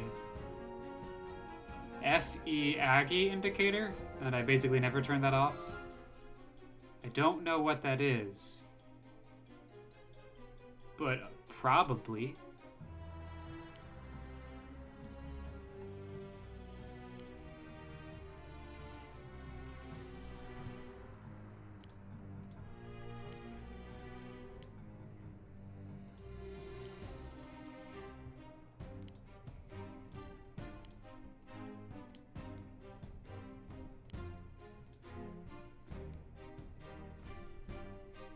Also, we had some dropped frames earlier this stream, so I think you guys are a little bit further behind where I am than you normally would be. So if that's why it takes me longer to respond to chat, that's probably what it is.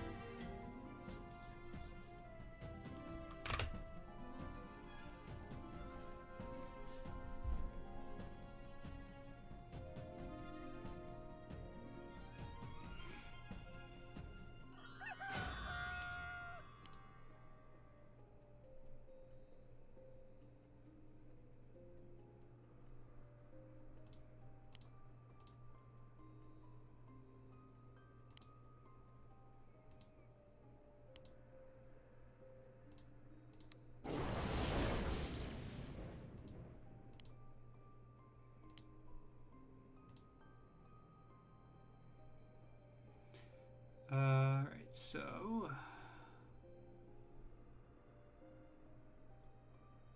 figure out our order of operations here.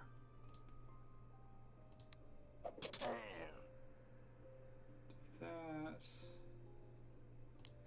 Callens comes down here.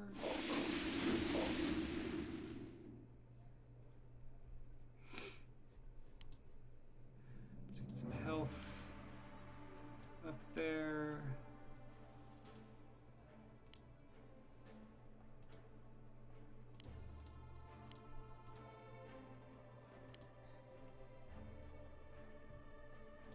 And then we're going to come in this way.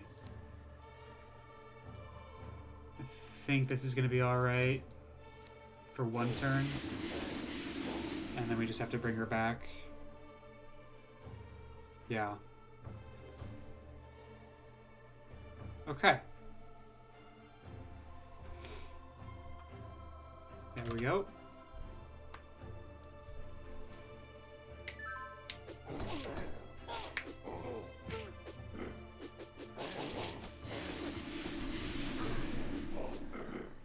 Yeah, that's fine. Don't much care about that.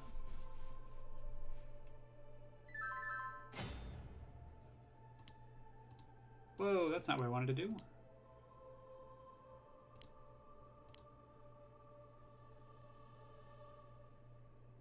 Yeah, I want to do this. Wow! 70% chance to hit. We only hit 1 of 4. Welcome to the bad beats, where the beats are always bad. Not sick, just bad. Sometimes I wish they were sick beats, but they're only bad.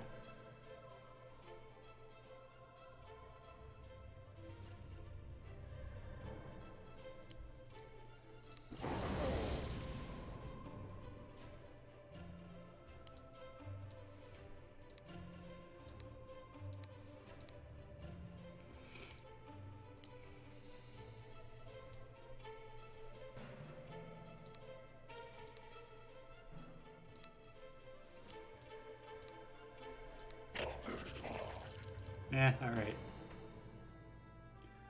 Not quite what I wanted there. But that's okay.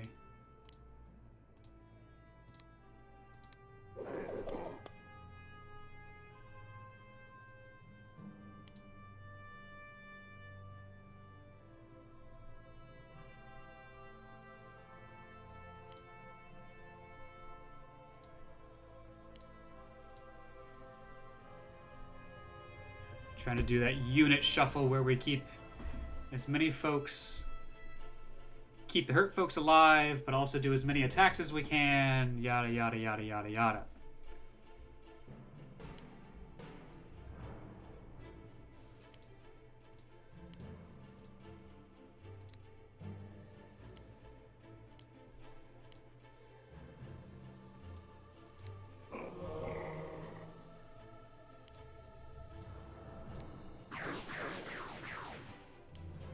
Man, y'all are not hitting shots I need you to hit.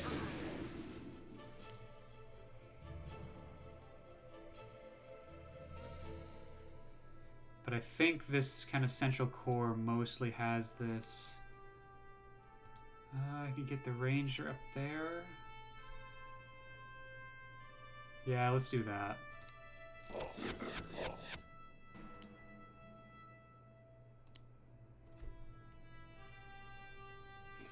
And then your computer started to update. Oh, wait, hang on. I'm back. My phone died. And then my computer started to update, so I was up the creek without a paddle. Yeah, that's rough. Welcome back. Glad to have more folks in chat. I crave attention. So. And validation and all of that stuff. You know how it is.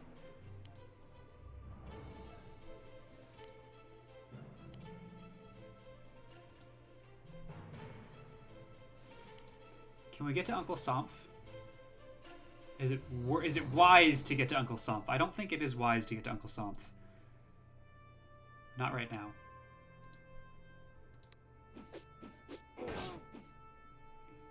Then attention you shall have. Great! Thank you. Validate me. We'll get to Uncle Somph next turn. Uncle Somph, for the record, is a bandit. Level 2.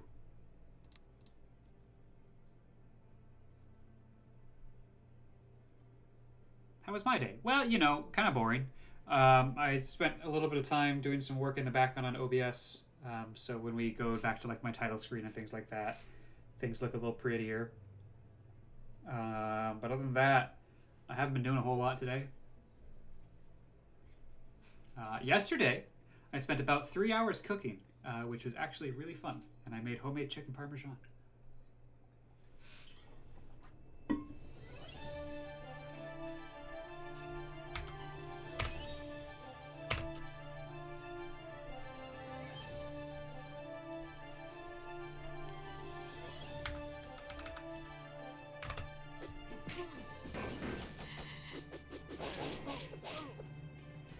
this kind of battle is where Avengers and Rangers really shine, because they have decent enough melee attacks that they can hang when orcs and trolls are hitting them and slashing at them. But then their bows are so much better that they can do some serious damage on the crackback when they have the chance to use their best weapon. Ooh, that sounds delicious. Yes, it really was. It was quite good. I did everything from marinating the chicken to breading it to frying it to making tomato sauce from scratch. Yeah, it turned out really well. I was very, very pleased with it.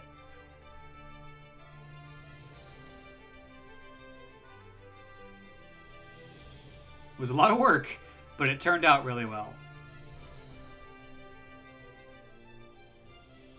So in the end, it's definitely all worth it.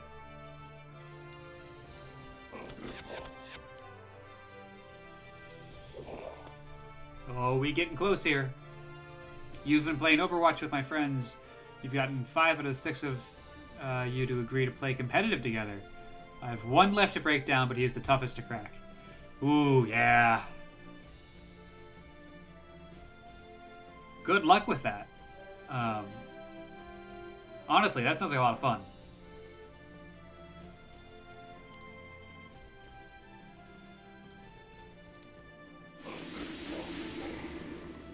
I'm not into Overwatch myself, but if I was,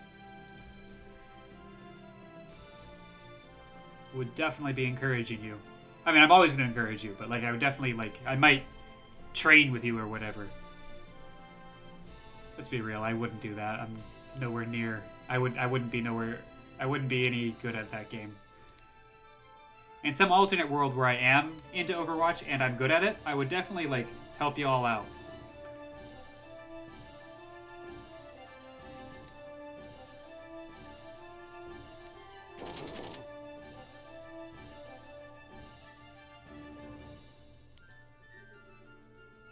Alright, you need to heal. Which means you're just actually going to pop back 1. Move up 1. Delphador gets in there. So, Delphador got his after maximum level advancement, which is conveniently acronymized AMLA. He gained 3 hit points. Nothing else happened. Woohoo.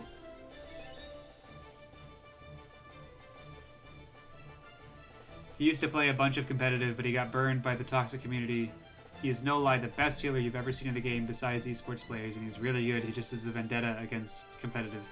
I mean, that's super fair. Like, you don't want to be in a toxic environment. Like, I also, if that's the reason why, I mean, I support him. Find communities that are going to support you, even if you're being competitive. And if the Overwatch competitive scene is not, I can't fault him, you know?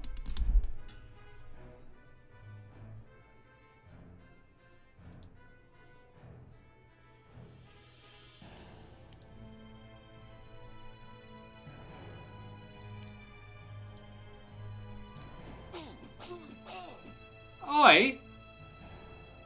So he hits with all 3 of his 40%ers, and we miss with all 4 of our 40%ers. This game is fair and balanced.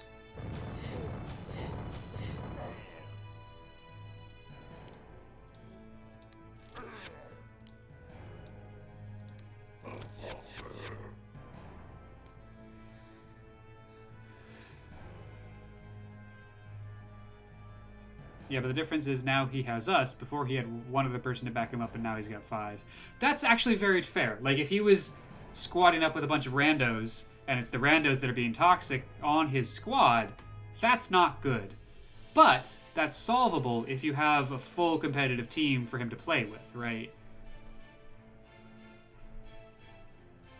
Like, if that's what it is, then good on you guys.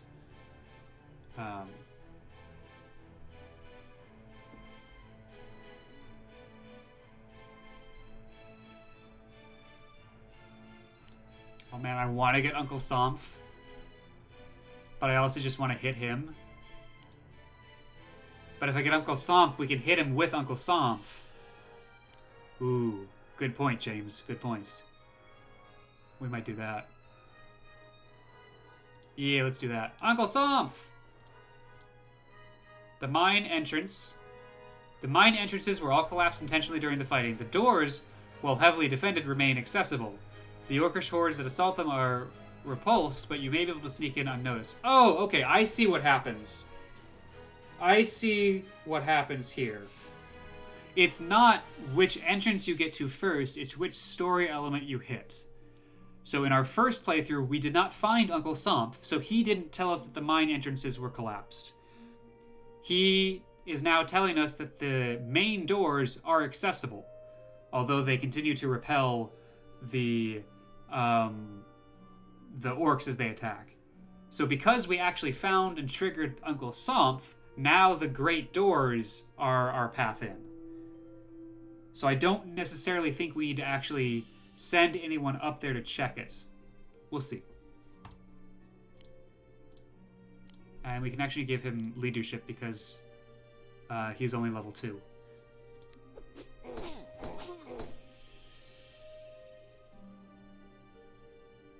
That's actually pretty good. We are very quickly going to be pincered by the pink, or purple troops, or whatever color you decide that is. But I think that's going to be okay.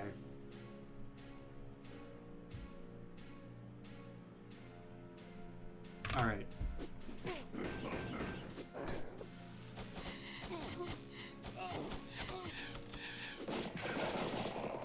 Nice. Back to the abyss, spawn of filth!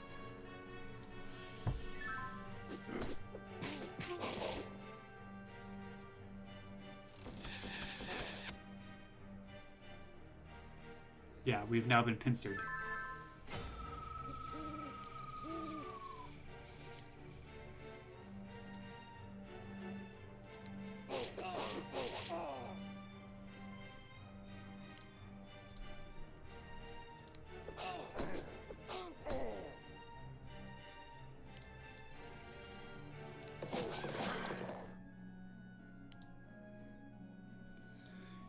I think we have to just stick it out here. We need to kind of form a good defensive core for the upcoming night. Because evening times suck.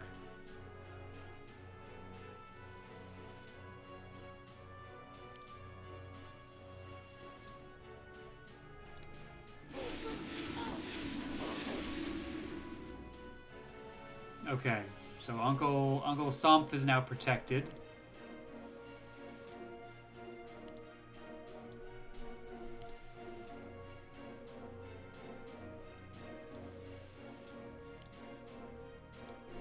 We need to fade away and kind of get out of here. But do so carefully, you know? Like, we might have to make this attack.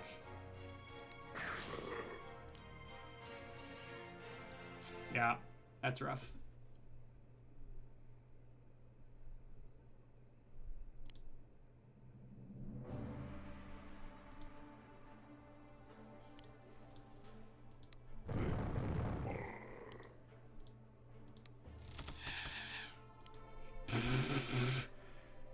That's a marksman.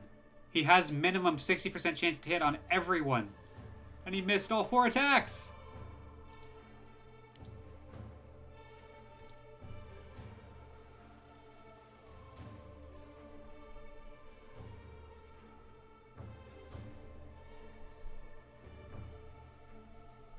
Alright, so the crossbow, which is an 8x3, has the possibility to kill Uncle Somph. That should be it, though. The Orcish Archer could get in there, but it would be a very bad tactical decision to do so. So I don't know if they will. I'm hoping they won't. I don't want Uncle Somph to die, you know? Everyone just hates hitting. Yeah, they really do.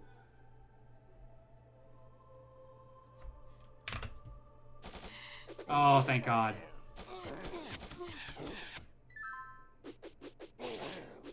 Luckily, our enemies also hate hitting occasionally. And we like it when that happens. Okay, Somph is still alive. Still alive Somph, we call him.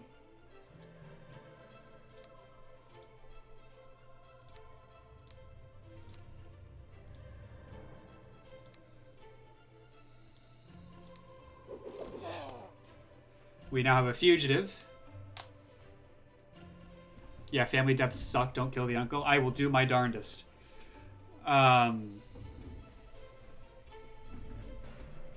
So, Vorty, interesting thing about fugitives, which I've said a couple of times this stream, but you're new.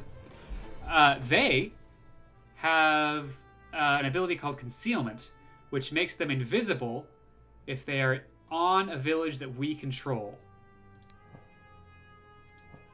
This unit can hide in villages, with the exception of water villages, and remain undetected by enemies, except for those standing next to it.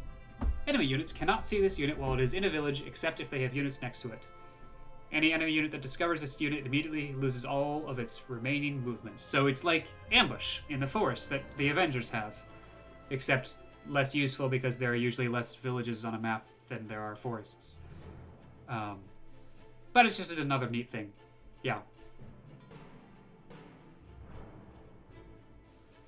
It is, as they say, dope. What are we doing here? Anything? I don't think so. Not like that anyway. Maybe like this? No. Probably just like this. 60%, 70%. Those are too good of percents. You know what? We'll do this. Because I really just want to weaken him up for Somph to get the kill on. And then we just need to shield Somph using the Avenger from any incoming attackers. Oh god, I was very scared. So we do that. And bring a healer up to start healing. Everyone really, but Somph is the key goal here.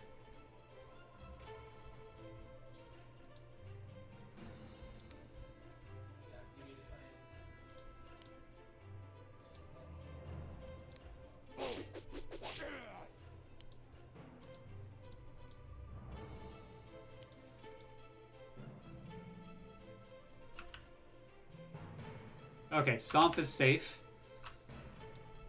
which is good.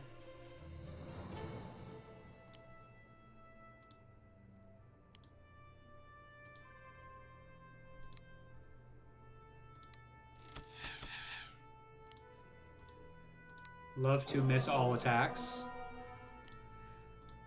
Love to miss most attacks.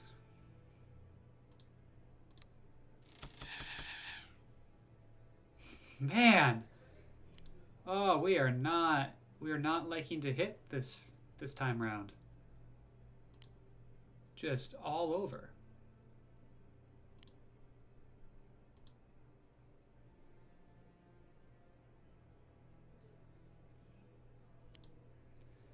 I think I just have to do this.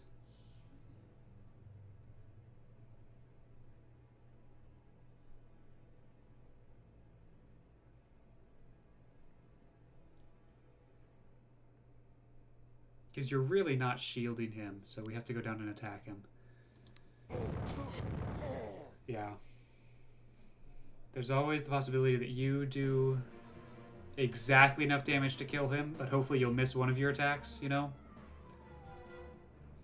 The odds are in our favor for that happening.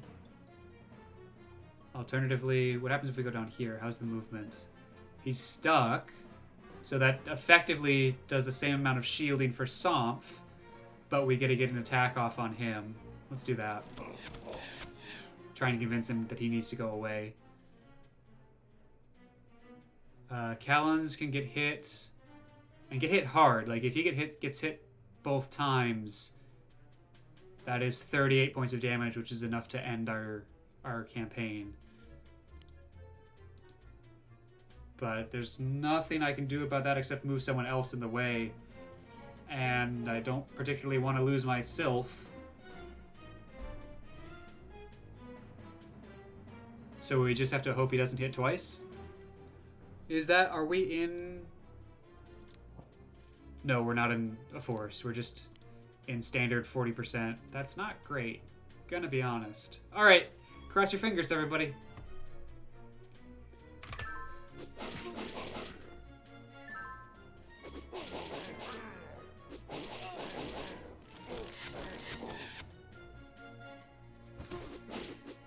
Okay, good.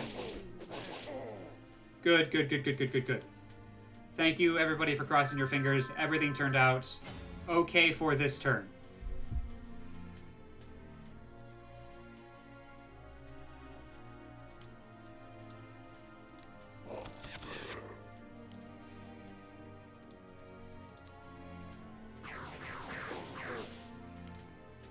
Get that silver mage moving.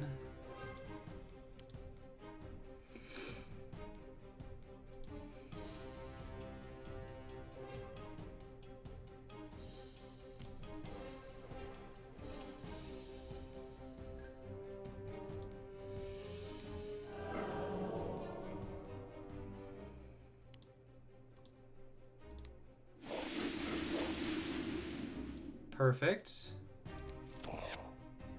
Very nice.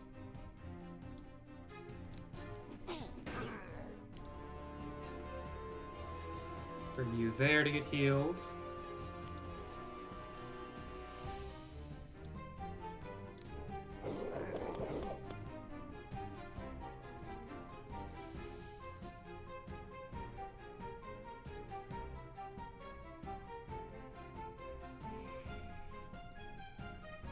Somp still needs some healing.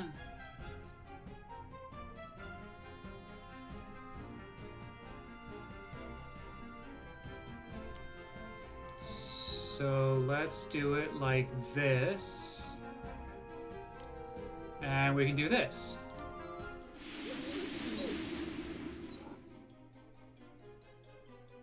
Yeah. Delphidor can move up.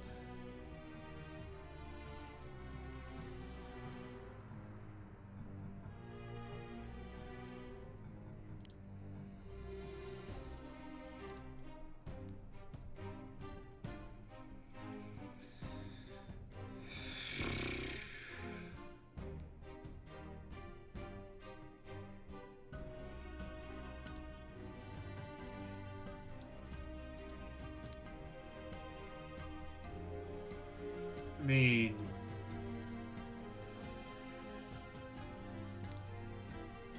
we might as well grab a couple more units to get into this fight.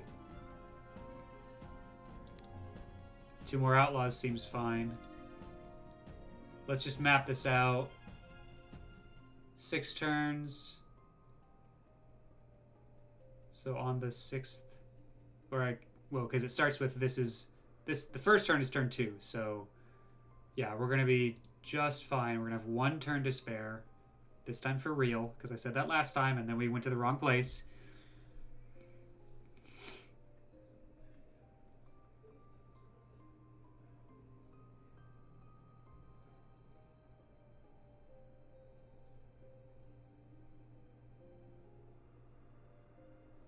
And I don't want anything to accidentally happen that shouldn't, so we're just gonna do this.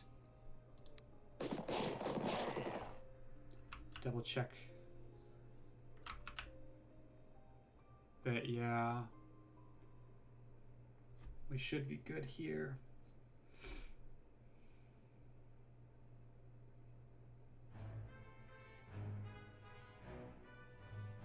Yeah, that looks good.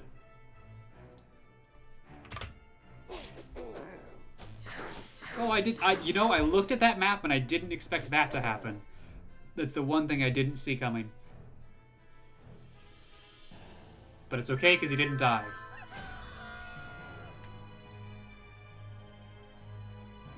And at this point, that's the litmus test. Did they die?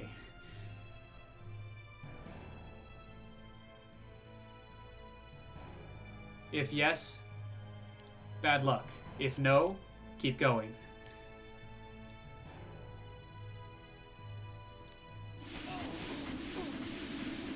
Wow! We just hit 0 out of 5 with 70%.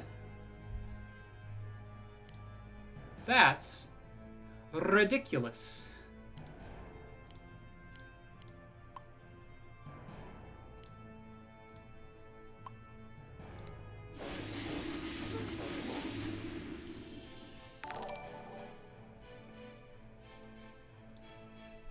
Hey, thank you, Viraldene.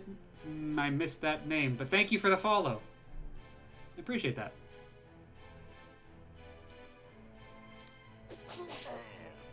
Alright, we got ourselves a Elvish champion, which is... Hey, ah, hello. Good to see you in chat. I just today figured out how to get notifications from new follows, so yeah, welcome to the stream. We're playing a tactical game, and we are bemoaning our lack of luck, where we keep missing 70% chances to hit.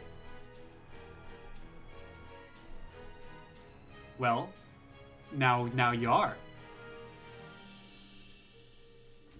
Glad to see that the little notification thingy majigger is working as intended. Thank you for that test.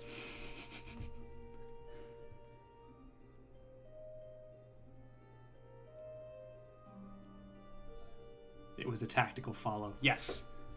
Perfect.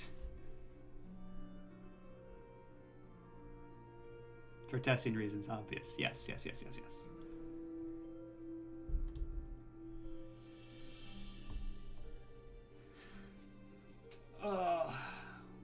We are trying to not have any of our units die.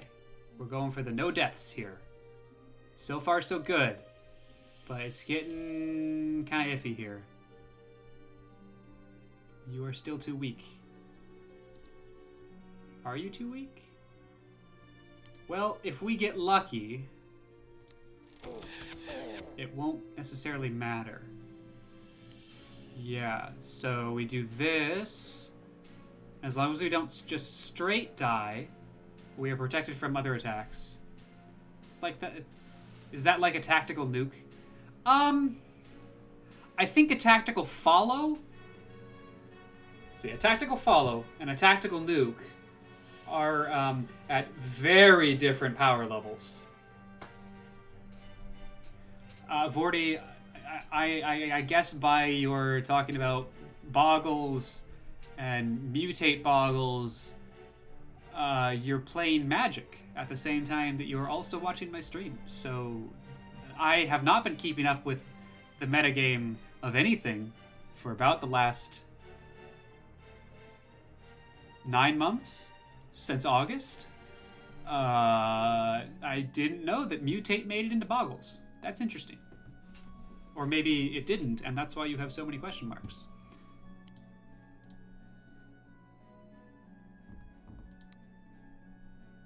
Okay, this should be fine, right? Narrative voice. It was fine for the first time ever.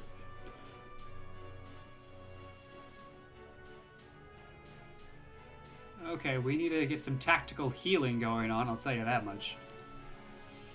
You there, you there.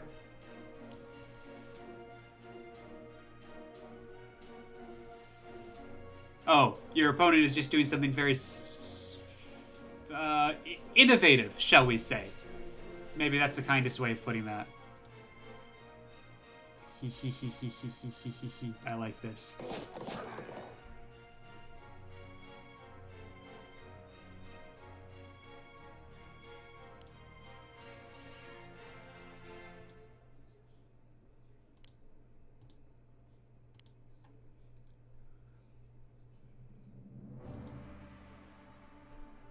The Pillars of Thunendane. He was a legendary dwarvish lord who made his last stand here. May we triumph where he fell, and may James get a consistent Delphador voice. Because that's not it, folks. And Callan's is ready to settle for just surviving, which is fair. I will also settle for just surviving. We don't necessarily need to triumph.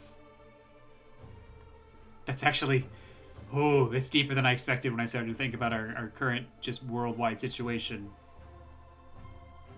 I too will settle for just surviving and not necessarily triumphing.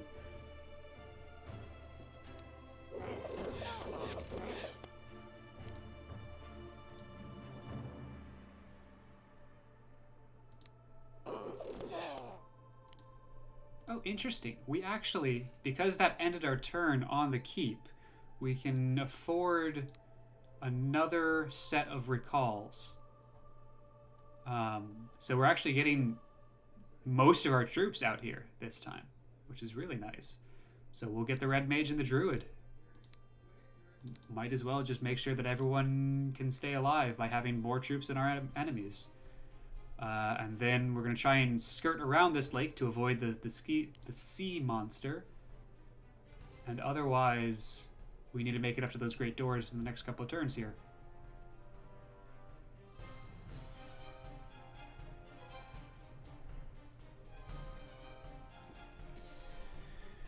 Check our opponent's movements there.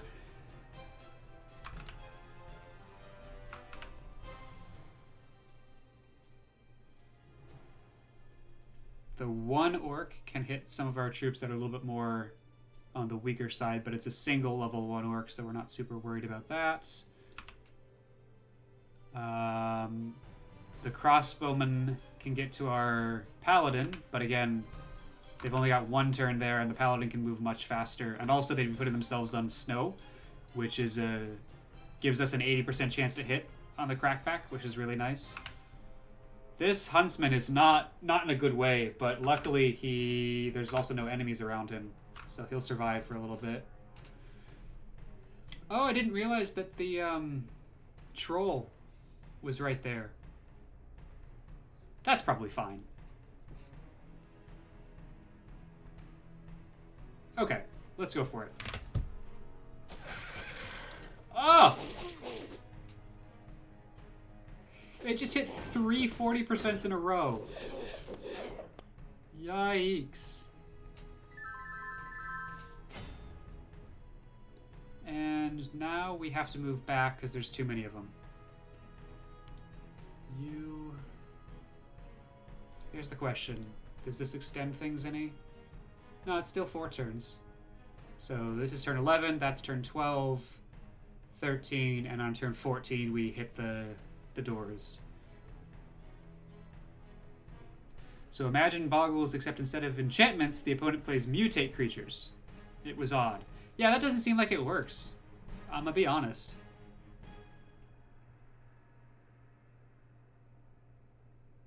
That seems like worse Boggles.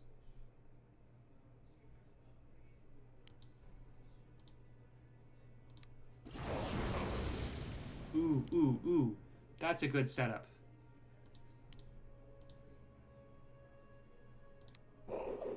Oh! Oh, so close. So close. Pop them together to heal a little bit. Get our Avenger out of the woodworks here.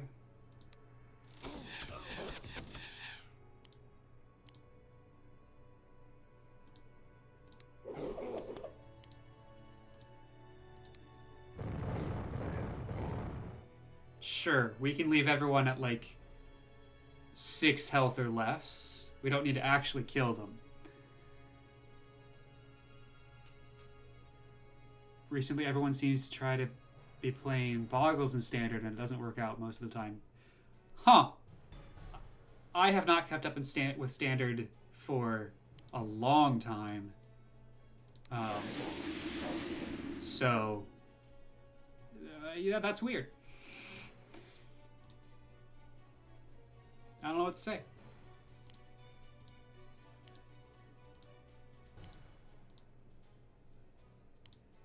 Silver Mage.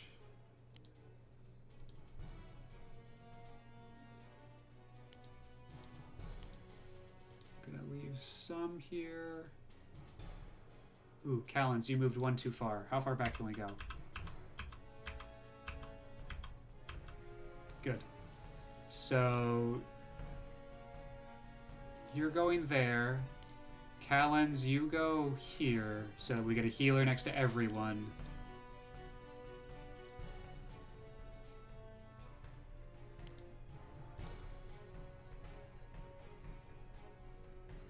And otherwise,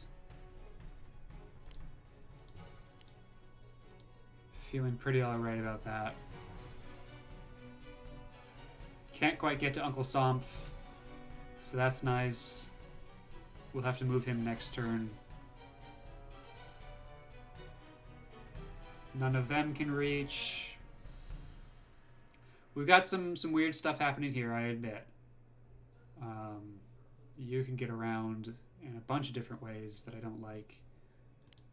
Pop you in so that it can't be attacking you. It can only be attacking our paladin, who honestly still has 44 hit points, so could take it. What I really like is that the level up to Elvish Champion gives plus 20 hit points. So he is truly a tank with 77 hit points. More than any other unit we have. I don't know about his resistances. Resistances aren't good, but just in raw hit points, a lot of hit points.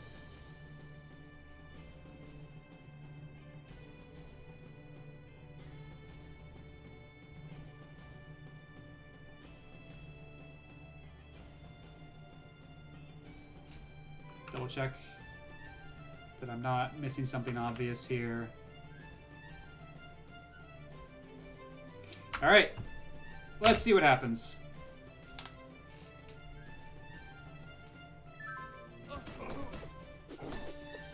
Hey, nobody gets to kill Delphador. Got it? Sure. Oh, they're gonna try and cut off Conrad. Interesting. If they can, that will slow us down significantly, and it might be enough to cause us some serious problems.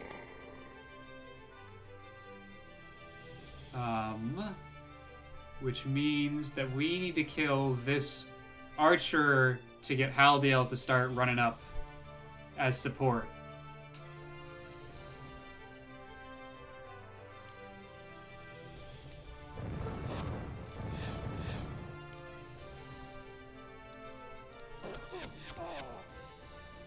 Another after maximum level advancement there, giving us a full heal. Haldiel himself is pretty close to one. Another kill will give him one. This is going to trigger the sea monster, which we also want to avoid.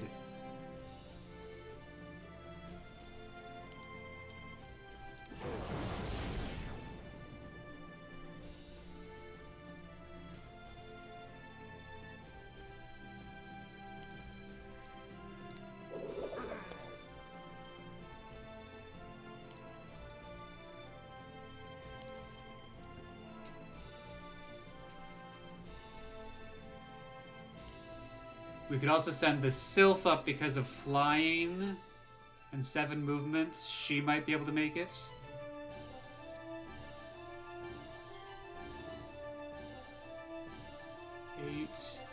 Eight.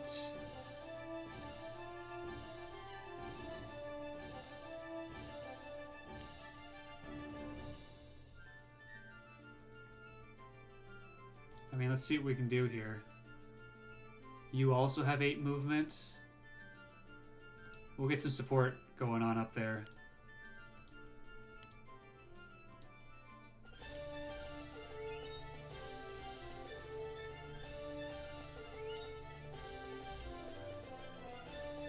And then otherwise, we just want to keep folks alive.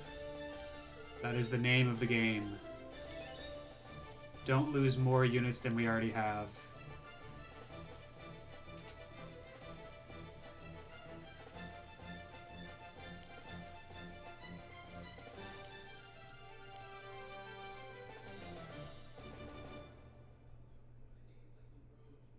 And since we haven't lost any, not losing more than we've already lost means not losing any.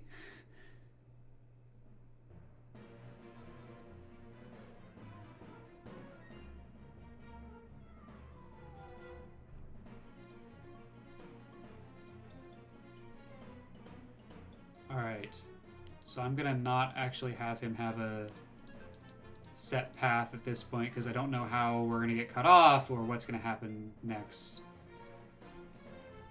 Alright, it is afternoon. Luckily, I think I've provided some tastier treats than Conrad for at least this wolf, so it might just be these two that go for him. And we'll recover from that as we need to.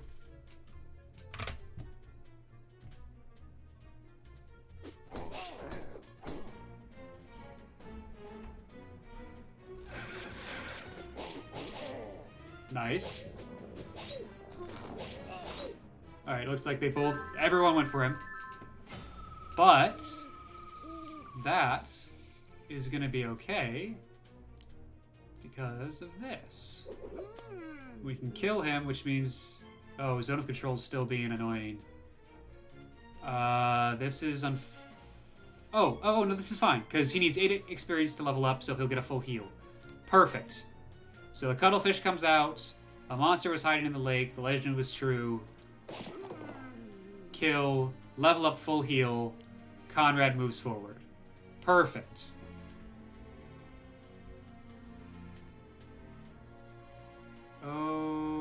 Okay, here. Let's see if we can get some more experience to Uncle Somph, our favorite uncle. We need to hit 3 times. Or consider this. Just go with me on this journey. We could do that. Oh, darn. Okay, well, that's not what I wanted to happen, but I'll live with it.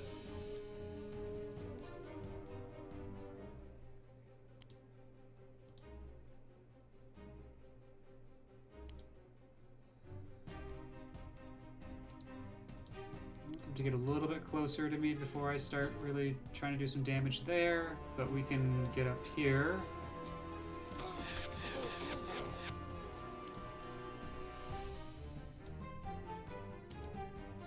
And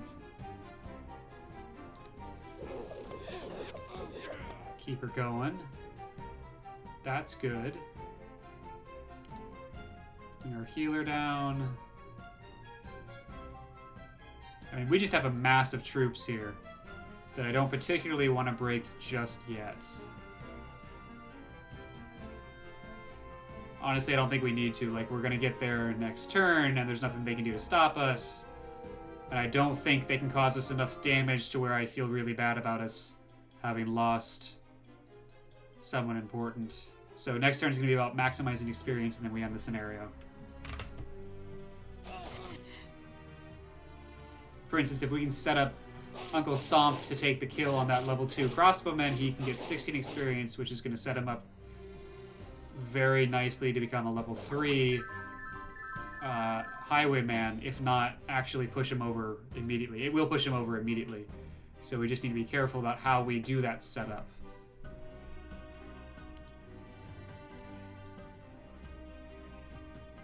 Yeah.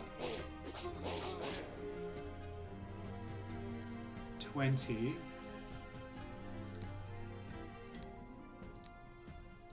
Is there anyone who can do less damage than that? I mean, this actually. Maximum 18. Yeah. Hit once. Doesn't actually change the probability, because it's still... That's still the same. But if we bring you out and you down...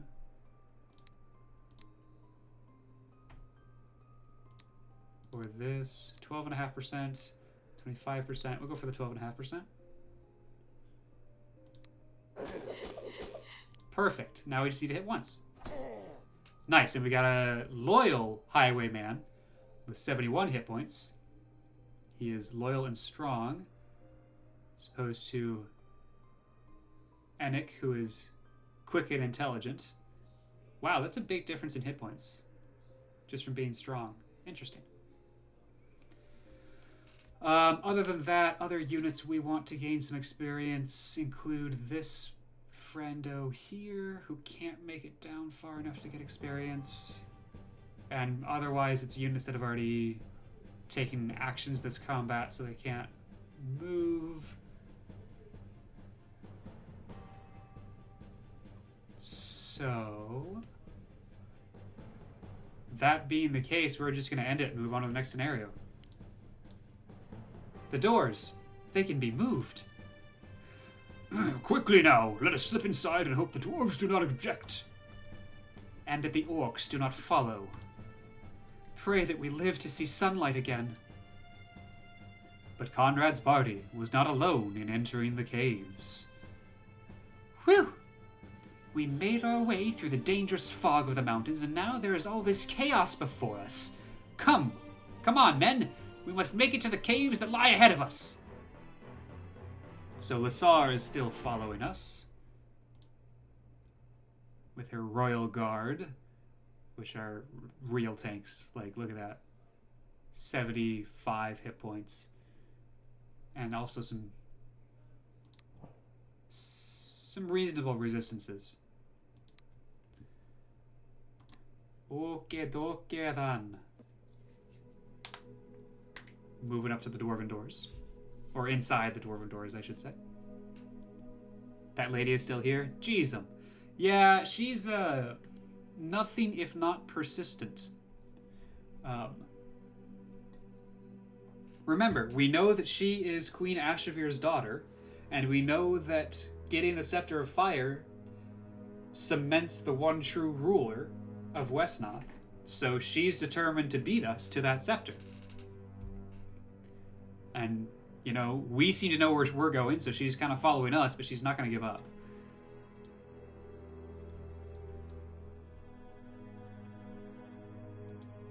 Alrighty then.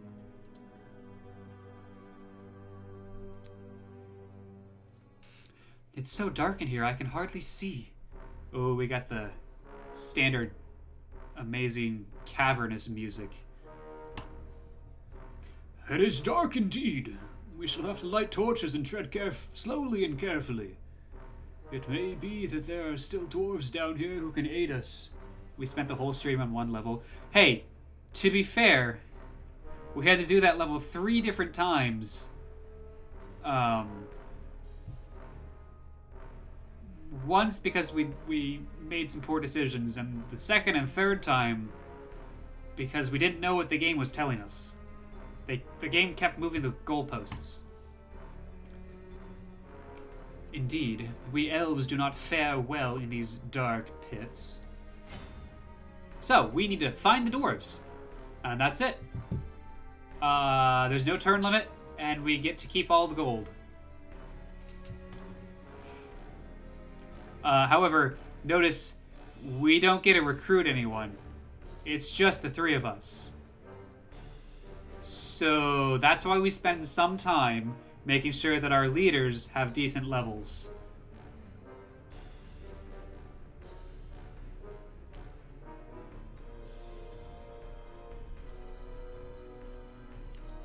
Because this is all we got. I don't remember if we have seen Shroud on a map before. We've definitely seen Fog of War, so we are discovering the map as we go. Stupid freaking bats.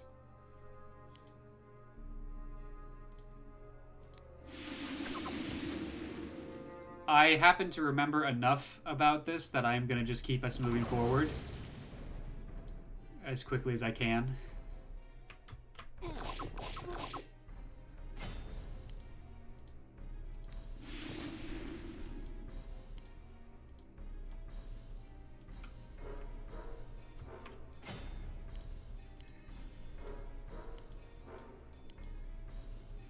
But we'll wait one turn here to let Callens catch up.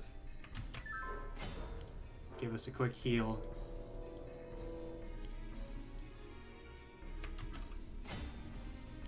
And we're going to do it again. Callens really does not like moving through tunnels. Hell, we'll do it again. Gives Conrad another hit point. This is not a scenario I remember, actually.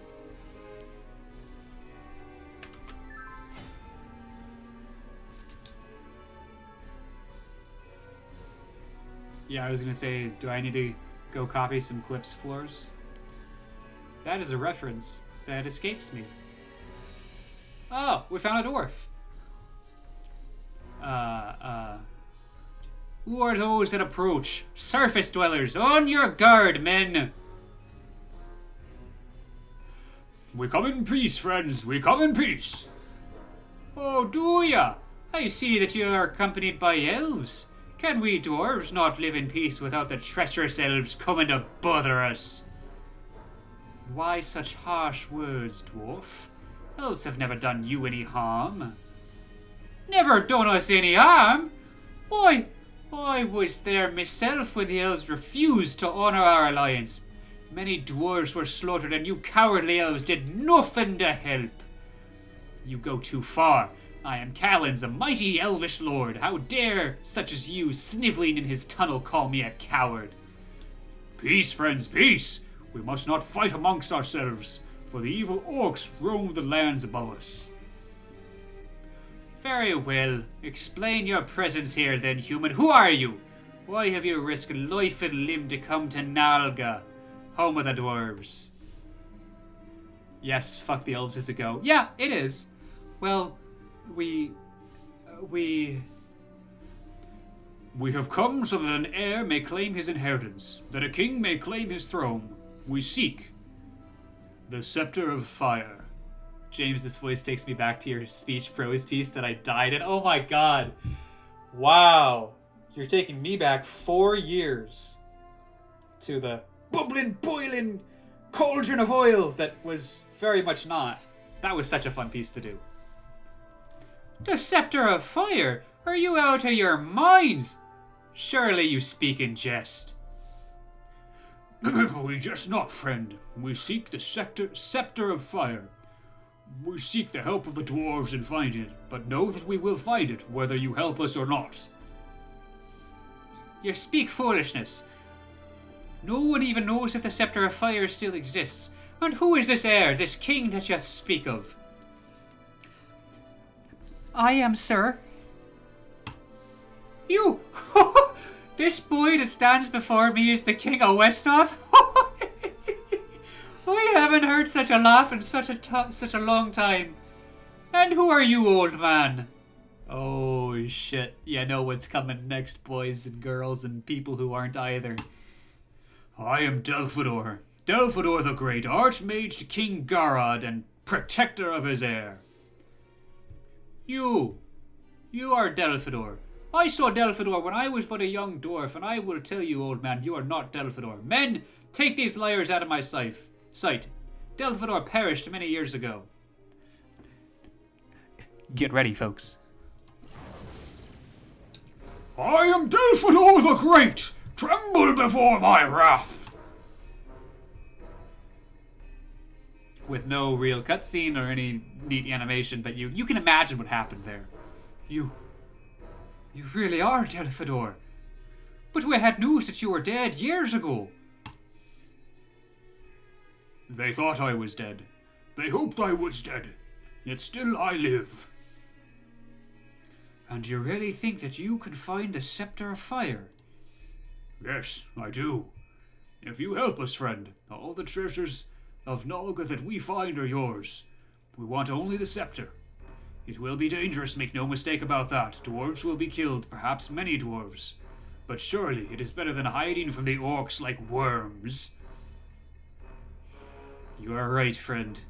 I will put my best men at your disposal, though we know naught of the scepter's location. Legend says it is hidden in the eastern tunnels. Then to the eastern tunnels we shall go. Hey, we got griffins! I am sorry, Prince Conrad. The young griffins are breaking their ropes. They are simply getting too large and too restless to restrain anymore. What's this? Griffins in my castle, remove the beasts! Beasts? We were planning to use them as mounts. Oh, griffins as mounts? Is there no end to your folly? Conrad looks miffed.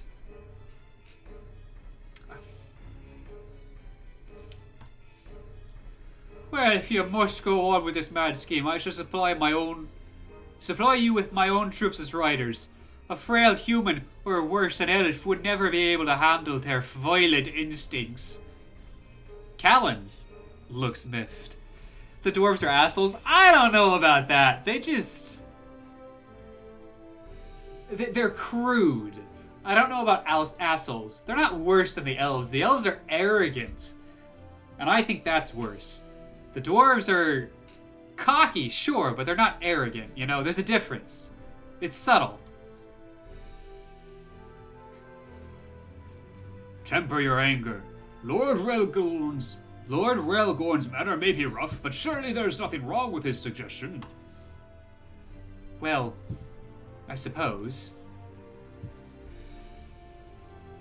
Whoa there. Whoa there. No need to be surly now. Easy, easy, easy. Now go! You can now recruit fearsome griffin riders. Yeah, buddy. Though they stink, griffins are magnificent animals. They may not be able to navigate our twisted caverns very well, but you ever see surface again, they will dominate the skies. Best of luck, allies of Nalga. And that is the whole scenario. That's it. Alright. Trying to decide how far I want to take it. I think we're going to have to call it there and pick up again on Monday. Or on Wednesday of next... No. What day is today? Today is Wednesday. Pick up there on Friday. And hopefully not waste so much time redoing the same mission over and over again, and we can get further into the stream. So, without further ado, we'll pop back over here. Well, friends, thank you for hanging out with me. It's been fun.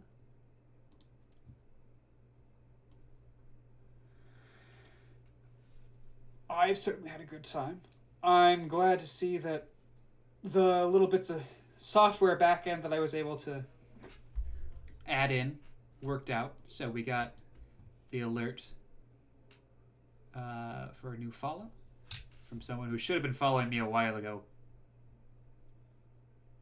And the chat boxes are brand new and working out quite well. I'm liking that a lot. Yeah. Thanks for hanging out. And I should find someone to send you to.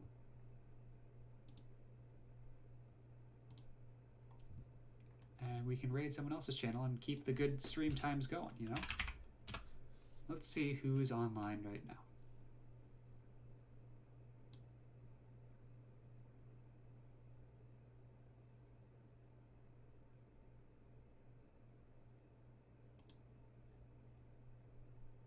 Alright, it looks like most folks are offline that I would normally send you to, except for the main loading ready run channel, where they are playing Gang Beast.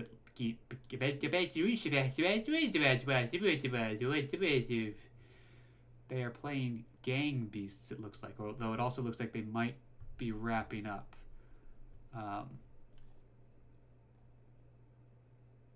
Either way, I will send you off to them. And you can enjoy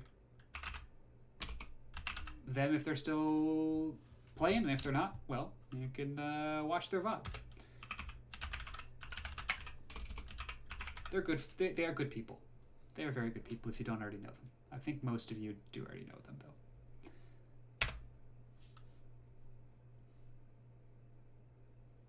All right. Have a good night, everybody.